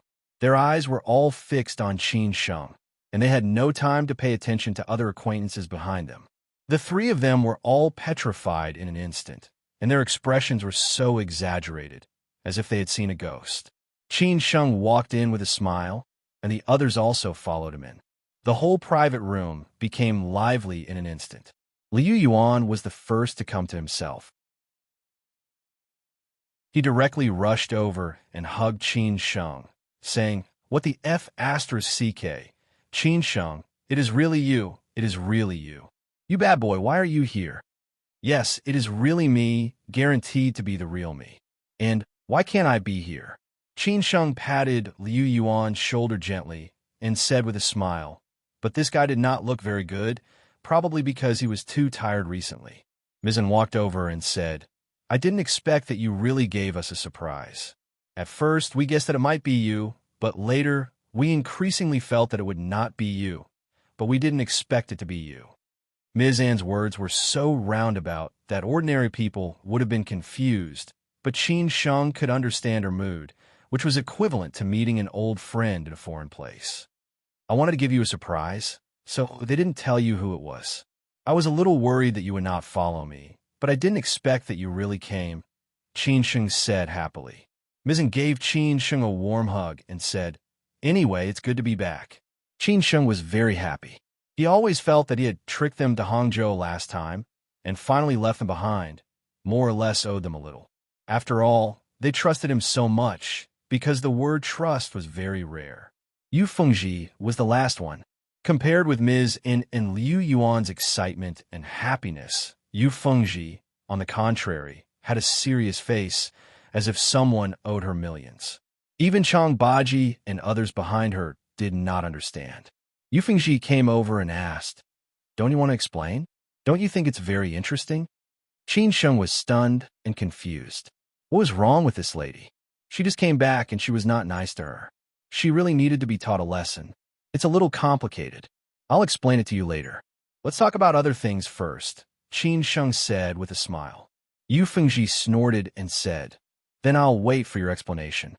At this time, Qin Sheng looked at everyone and said, "Ms. Fengji, Brother Liu, this is a surprise for you, and I have a gift for you." Mizzen was curious and said, "A gift? What gift?" "To invite you back to Shangshan Ruoshui." Qin Sheng did not keep them guessing and said straightforwardly. Liu Yuan was shocked and said, "Back to Shangshan Ruoshui? Well, this is also something I want to tell you. In the future, Shangshan Ruoshui will be under my control. I'm going to rebuild Shangshan Ruoshui and let it return to the top private club in Shanghai. So I invited you back," Qin Sheng explained with a smile. Yu Fengji frowned and said, "You have the final say? What about Bossy?" Qin Sheng said slowly, "Bossy has transferred Shangshan Ruoshui to me, so I said I have the final say in Shangshan Ruoshui. Otherwise, why would I invite you back?" As soon as this news came out, Mizzen and the others were shocked again. Bossy actually transferred Shangshan Ruoshui to Qin Sheng. This was too incredible, right? However, after thinking about it carefully, it seemed that it was indeed possible. Otherwise, how could Qin Sheng stand here? Otherwise, why would Shangshan Ruoshui be so strange tonight? Qin Sheng continued, "Let's not talk about this. I'll explain it to you later. Anyway, welcome back to the place where we know each other. This is a good beginning and a good end." They did not ask anything more. They would figure out what was going on eventually. Such a big thing, Qin Sheng would not lie to them. At this time, Qin Sheng knew that everyone had not eaten dinner, so he took them to the largest private room. There, Hao had already asked the kitchen to prepare a sumptuous dinner, which was a welcome banquet. Outside Shangshan Ruoshui, in an inconspicuous car, sat two young men who looked unkind. However, Qin Sheng must be very familiar with them, because these two men were old acquaintances. One was Feng He, who had fought with him several times, Yin Chaozong's confidant. The other was Chong Baji's martial nephew, Gu Xiaobo, who betrayed him and almost made him die without a burial place. What good things could happen when these two people were together?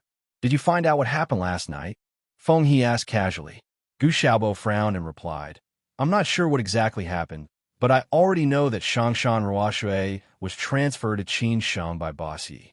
Boss Ye's son, Yi Muyang, and the person in charge of Shangshan Ruoshui, Han Jingdong, broke one leg and the other broke both legs. Obviously, these were all done by Qinsheng. These things, Feng He already knew. He just wanted to see if Gu Xiaobo was really doing it. After all, he did not spend money on useless people. Well, I'll tell the young master. Feng, he said casually.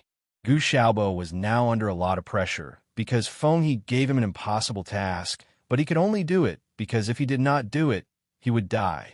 Have you found the helper I want? Gu Xiaobo frowned and asked. Feng He said happily. He's already on the way to Shanghai. You just need to be prepared.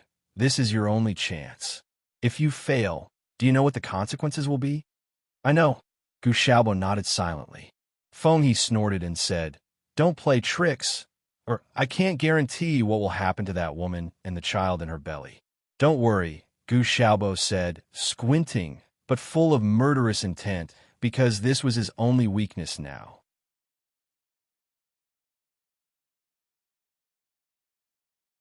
Chapter 6:15.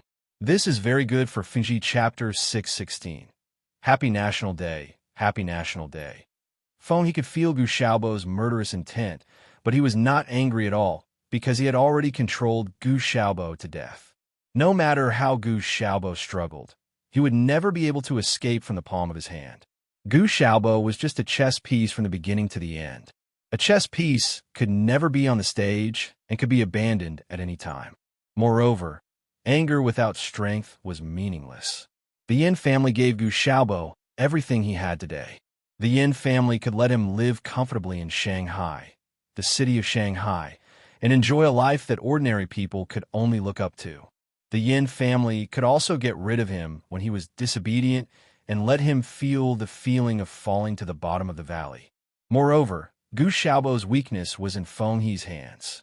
His weakness was the woman he loved and the child in her belly. Gu Xiaobo had betrayed Qinsheng and Chong Baji for this woman. Now he would do his best for this woman. In fact, the woman who was born as a prostitute was very ordinary. She was good-looking and gentle, but she almost made Gu Xiaobo crazy. Therefore, some things were really unpredictable. Gu Xiaobo, who was angry, could not do anything to Feng He unless he wanted to die, and he did not care about the safety of the woman and the child in her belly. However, he could not do that at all, so he could only stare at Feng He angrily. If there was no woman and child, Gu Xiaobo would dare to kill Feng He if Feng He dared to threaten him. His current strength was definitely above Feng He. After betraying Qinsheng and Uncle Master, he followed Yin Chaozong to Shanghai, and the woman also followed him. Yin Chaozong did not break his promise and gave him all the material conditions he wanted, such as a mansion, a luxury car, and a high income. He also often helped the Yin family to do something, and every time he did it well. 3 months ago, he knew that the woman was pregnant. Although Gu Xiaobo was very happy, he felt more threatened because Qinsheng was not dead. He knew that sooner or later, whether it was Qinsheng, Uncle Master Chong, or his master, they would all come to him for revenge. At that time, if he died, the child would have no father. Therefore, in the beginning, he wanted the woman to beat the child, but the woman refused desperately. After crying for a long time, Gu Xiaobo finally compromised. As a result, Gu Xiaobo, who had already doubled his strength due to the fear of revenge, had been learning martial arts crazily during this period of time. With the Yin family's powerful connections and resources, he had gotten to know quite a few martial arts masters. His ability to learn was already very strong, so his strength had increased crazily. Now, even Feng, he was no match for him at all. It could be said that he was one of the top 3 experts in the entire Yin clan. Therefore, Feng He did not dare to take him lightly. Only then did Yin Chaozong and the rest of the Yin clan begin to respect him. That was how society worked. Now, Feng He asked Gu Xiaobo to kill Qin Sheng. Although Feng He did not say it, Gu Xiaobo knew that it was Yin Chaozong's idea. So he had to do it. If he succeeded, as long as he had a chance to live, he would take the woman and the child far away and no longer care about these trivial things. However, he knew that the possibility was very small because Qin Sheng had Uncle Master by his side. He was no match for Uncle Master. Even if he killed Qin Sheng by luck, Uncle Master would not let him go. If he failed, he would only die. This was what he owed. He would take it as an explanation to Qin Sheng and the others. When he went to the underworld, he would apologize to Gu Qingyang. However, the woman and her child could live. At least in this world, he had left a seed. Therefore, even though he knew that he would die, he could only die, while Qin Sheng and the others were secretly watching Yin Chaozong. Yin Chaozong was also secretly watching Qin Sheng. Qin Sheng could take action against Yin Chaozong at any time, as long as he was willing. On the other hand, Yin Chaozong could only look for opportunities to kill Qin Sheng with one strike. Therefore, Feng He found 4 helpers from outside. None of the 4 helpers were weaker than Feng He. When the time came, Gu Xiaobo would take action with them. They didn't stay outside Shangshan Ruoshui for a long time before they drove away. Gu Xiaobo's last request was that if he died, he hoped that the woman and her child could be taken care of after he died. As for what the woman would live in the future, Gu Xiaobo didn't care. Feng He also agreed and said that he didn't need to think about these things. As long as he did this thing, he would definitely not treat him badly. Gu Xiaobo didn't say anything. After he made that choice, he had already understood that his ending was either death or death. He just didn't know how he would die or who would kill him.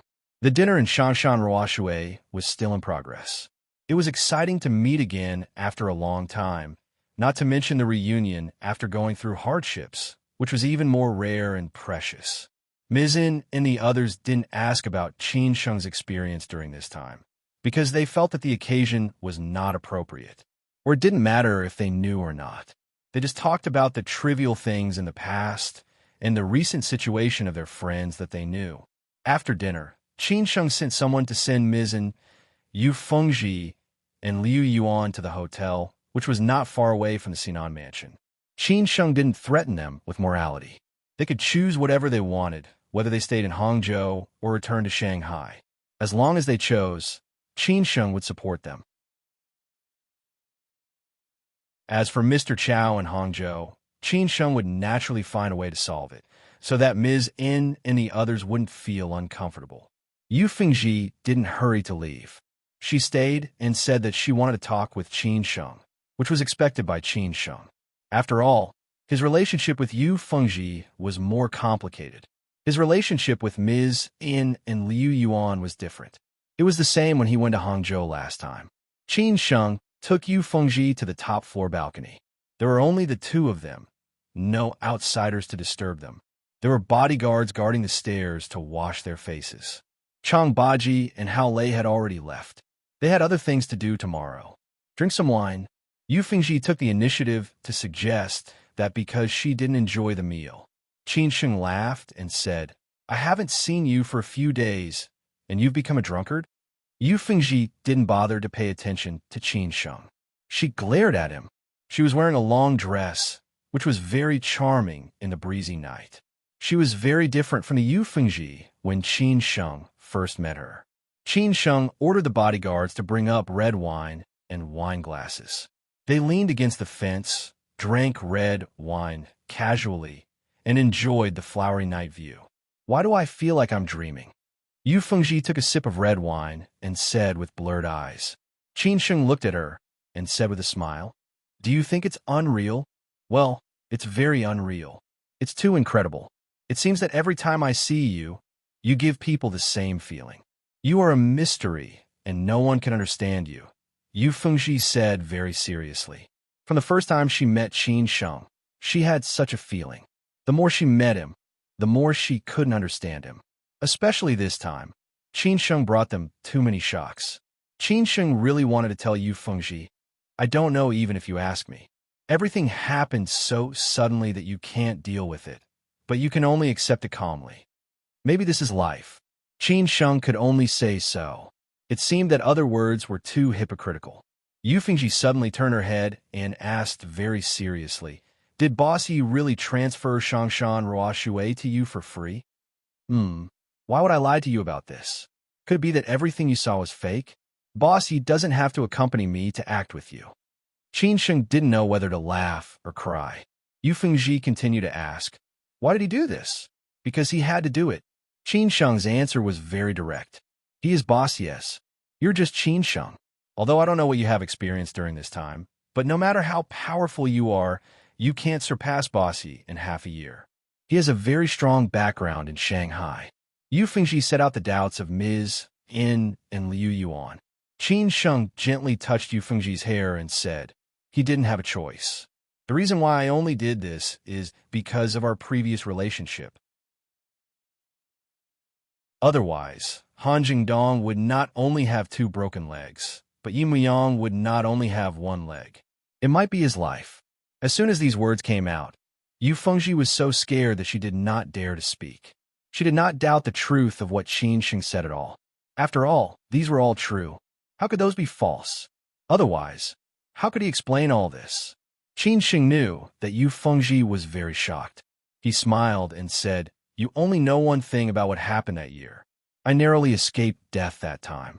The main culprits were Han Jingdong and Yi Muyang. So this time when I came back, I took the initiative to seek revenge on them.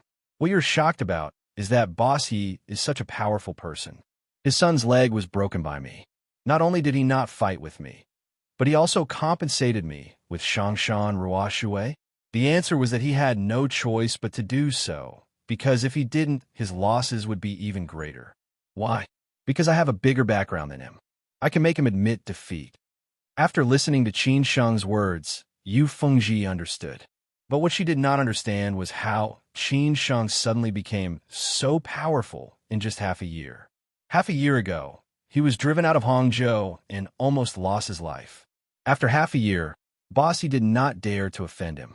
Qin Sheng knew what Yu Fengji wanted to ask. He smiled and said, "Some things are not good to know too much. Maybe in the future, you will know slowly. What you know and remember is that I am no longer the Qin Sheng of the past." When Qin Sheng said the last sentence, it was very domineering, which made Yu Fengji a little absent-minded. It was just like those big shots that she met before, those high and mighty big shots. Yu Fengji put down the red wine glass in her hand and subconsciously took 2 steps forward. Then she hugged Qin Sheng in an incomparably domineering manner, just like the way Qin Sheng spoke just now. Then, without hesitation, she kissed Qin Sheng as if she wanted to conquer the man in front of her, not giving him a chance to resist. This was very Yu Fengji. Qin Sheng was just a little confused, but he came to his senses in an instant. Yu Fengji was still the Yu Fengji, a woman who dared to love and hate. She did not hide her feelings at all.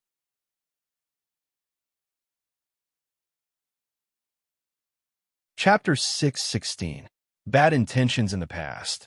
Qin Sheng always felt that Yu Fengji was too narrow-minded. Was she willing to be a man's appendage just for that high position? Therefore, Qin Sheng only had desire for Yu Fengji at that time. He had always treated her as a plaything. However, after going through so many things, Qin Sheng looked back at Yu Fengji. It seemed that it was not what he thought. Maybe Yu Fengji made such a choice because she met him at that time. If she met other men, Yu Fengji might not be moved at all. After all, at that time, there were many men who were more capable than Qin Sheng and could make Yu Fengji reach that position. Later, Yu Fengji made Qin Sheng speechless, especially when she left Shanghai for Hangzhou without hesitation. She did not do it for others, but for him. Could it be that Yu Fengji had discerning eyes? She saw the future of his potential at a glance. So she flew into the fire like a moth to a flame. However, today, Qin Sheng made Yu Fengji look at him in a different light again. He knew that Yu Fengji had liked him for a long time, but her love for him was not pure. It was mixed with many things.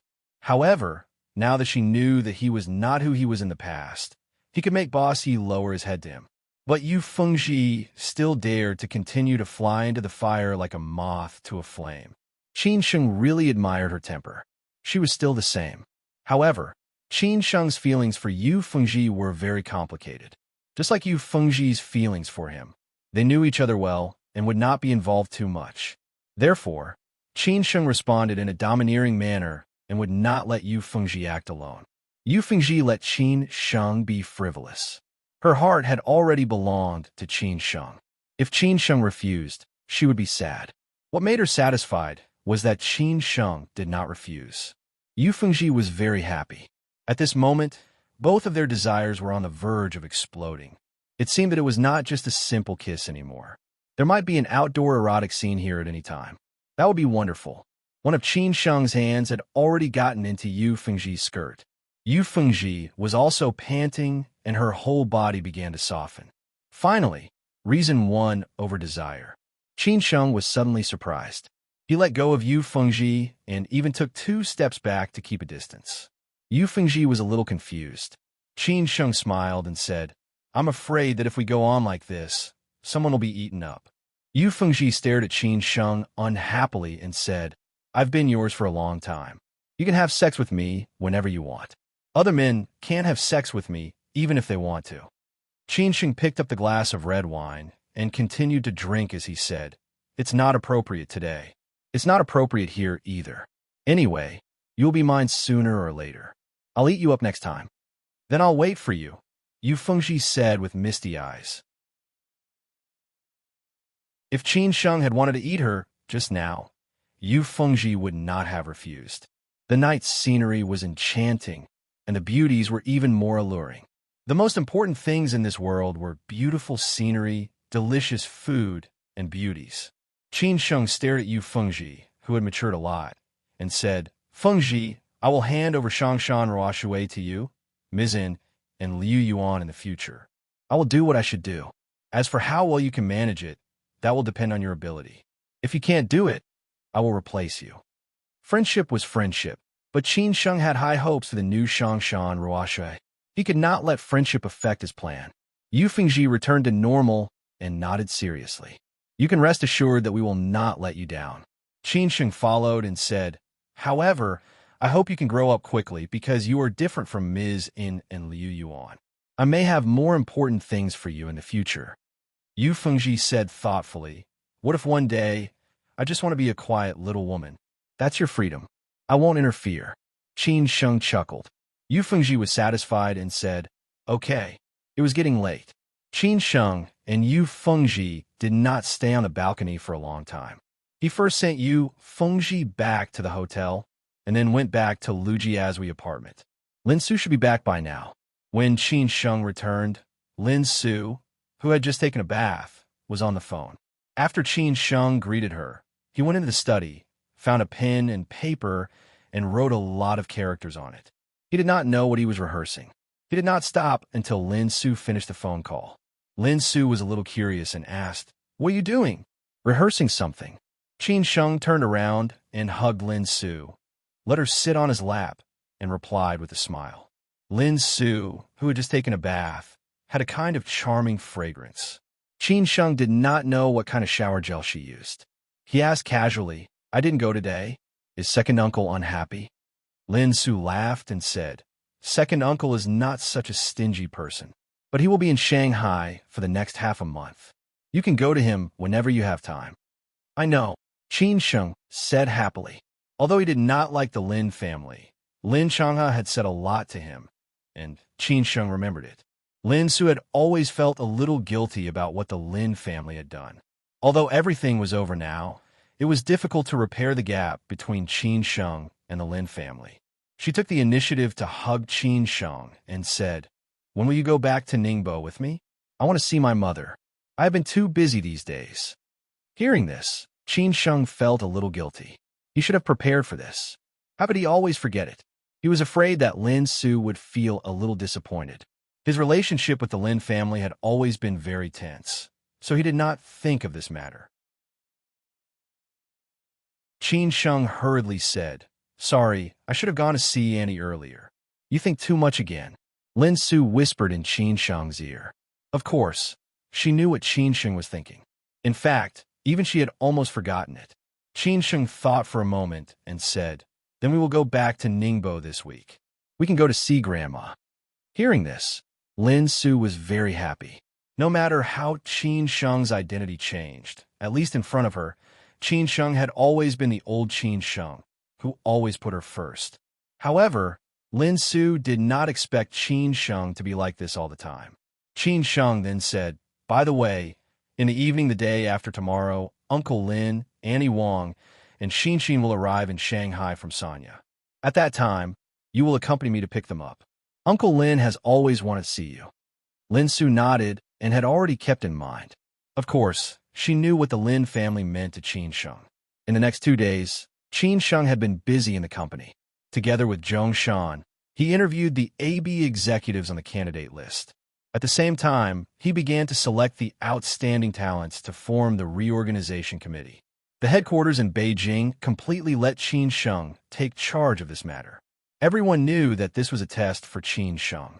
However, the cost of this test seemed to be a bit high.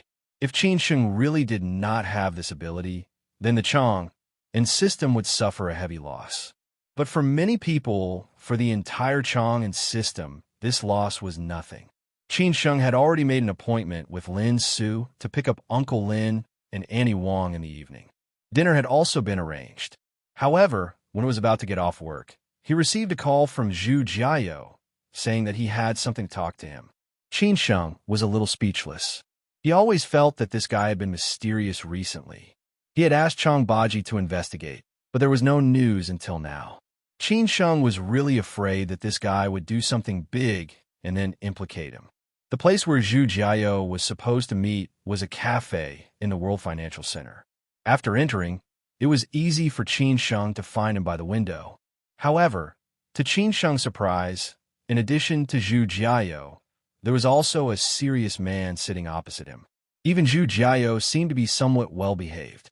The man's skin was a little dark, and he looked very masculine. His eyes made people dare not look directly at him. His whole person was very strong. However, today, Qin Sheng had already been used to all kinds of people, so he did not have stage fright. Moreover, compared with those big shots that he had met in Beijing, this was nothing. Qin Sheng walked over slowly. The man had already noticed Qin Sheng. He squinted at Qin Sheng and did not intend to get up at all. Qin Sheng also looked at the man closely. Somehow, he looked a little familiar. When Zhu Jiao saw Qin Sheng, it seemed that he had seen help. He quickly stood up and looked at the man opposite him, saying, "Brother, you talk first. I have something to do. I'll leave first." Before the man said anything, Zhu Jiao had already slipped away. When he passed by Qin Sheng, he whispered, "Cousin, pray for your good luck." Qin Sheng did not bother to pay attention to Zhu Jiao. Instead, he was thinking about what Zhu Jiao had said just now. "Brother? TSK, TSK, TSK." He seemed to understand. No wonder he looked so familiar. It turned out that he was the eldest son of Small Ant, who was a soldier in the Northwest. He looked a little like Small Ant's husband, but Qin Sheng had never seen him before. The eldest son of Small Ant, Zhu Jiao's biological brother, and Qin Sheng's cousin, Zhu Jiahe. Qin Sheng had heard his sister talk about this cousin, who had taken a different path from many people. However, it did not occur to him that he would suddenly come back and take the initiative to look for him. He did not know why he was looking for him.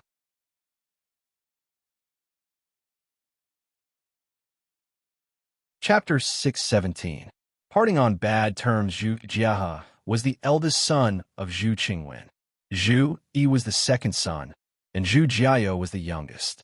Compared with Zhu Yi, who was gentle and elegant, and Zhu Jiao, who was cynical, Zhu Jiahe was more like his father, Zhu Changshan, who was full of righteousness. Some people said that he was like his uncle, Zhu Weigua. Anyway, Zhu Jiahe's big family thought highly of Zhu Jiahe. Zhu Jiahe graduated from the University of National Defense Technology and went to Xinjiang to be a soldier after graduation. He worked his way up from the grassroots company and went to the University of National Defense for further study. Now he was a lieutenant colonel of a main force in the West. He had participated in various military exercises and military parades. He was the most dazzling star in the whole Zhu family. Zhu Jia stayed in the army all year round and came back no more than 3 times a year unless there was something important. After the military reform, he only came back once and even spent the new year in the army at the grassroots level, which showed his character. This time when he came back to Shanghai, the most important thing was to attend a military conference. Otherwise, Zhu Jia would still stay in the army. Fortunately, Zhu Jia's wife would bring their child to stay there for a few days every 2 months. Sometimes they would go there every month, for fear that the relationship between husband and wife would fade and the child would not even recognize his father. When Qin Sheng came back to Shanghai, Zhu Jia already knew about his existence. He heard from his parents, Zhu Yi and Zhu Jiao, but Zhu Jia didn't take the initiative to contact Qin Sheng. He also asked his friends to inquire about Qin Sheng. Of course, his friends had a good life in the Bund. Compared with the emotional others in the Zhu family, Zhu Jia was very rational. Of course, he sympathized with his cousin's experience when he was young. But those were all in the past. People had to move forward, let alone a man. All the hardships he had experienced were the driving force for him to move forward in the future. Therefore, no matter what others said, Zhu Jia didn't make any comments. He just wanted to come back and see Qin Sheng, then judge what kind of person he was. What Qin Sheng had experienced was different from what they had experienced. But now they were all in the Zhu family, so he had to make some things clear to Qin Sheng. He couldn't let Qin Sheng think that he could do whatever he wanted after coming back to such a big family. Zhu Jia didn't greet him politely. As far as he knew, Qin Sheng was a smart person, and there were no complicated rules when dealing with smart people. So he believed that Qin Sheng already knew his identity and things about him. Sit. Jia looked calm and gestured. Casually, Qin Sheng sat down naturally and asked softly, "Cousin, when did you come back?"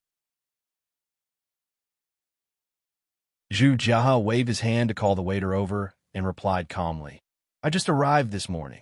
The cafe was crowded with white-collar workers and gold-collar workers from nearby companies. Most of them were talking about work.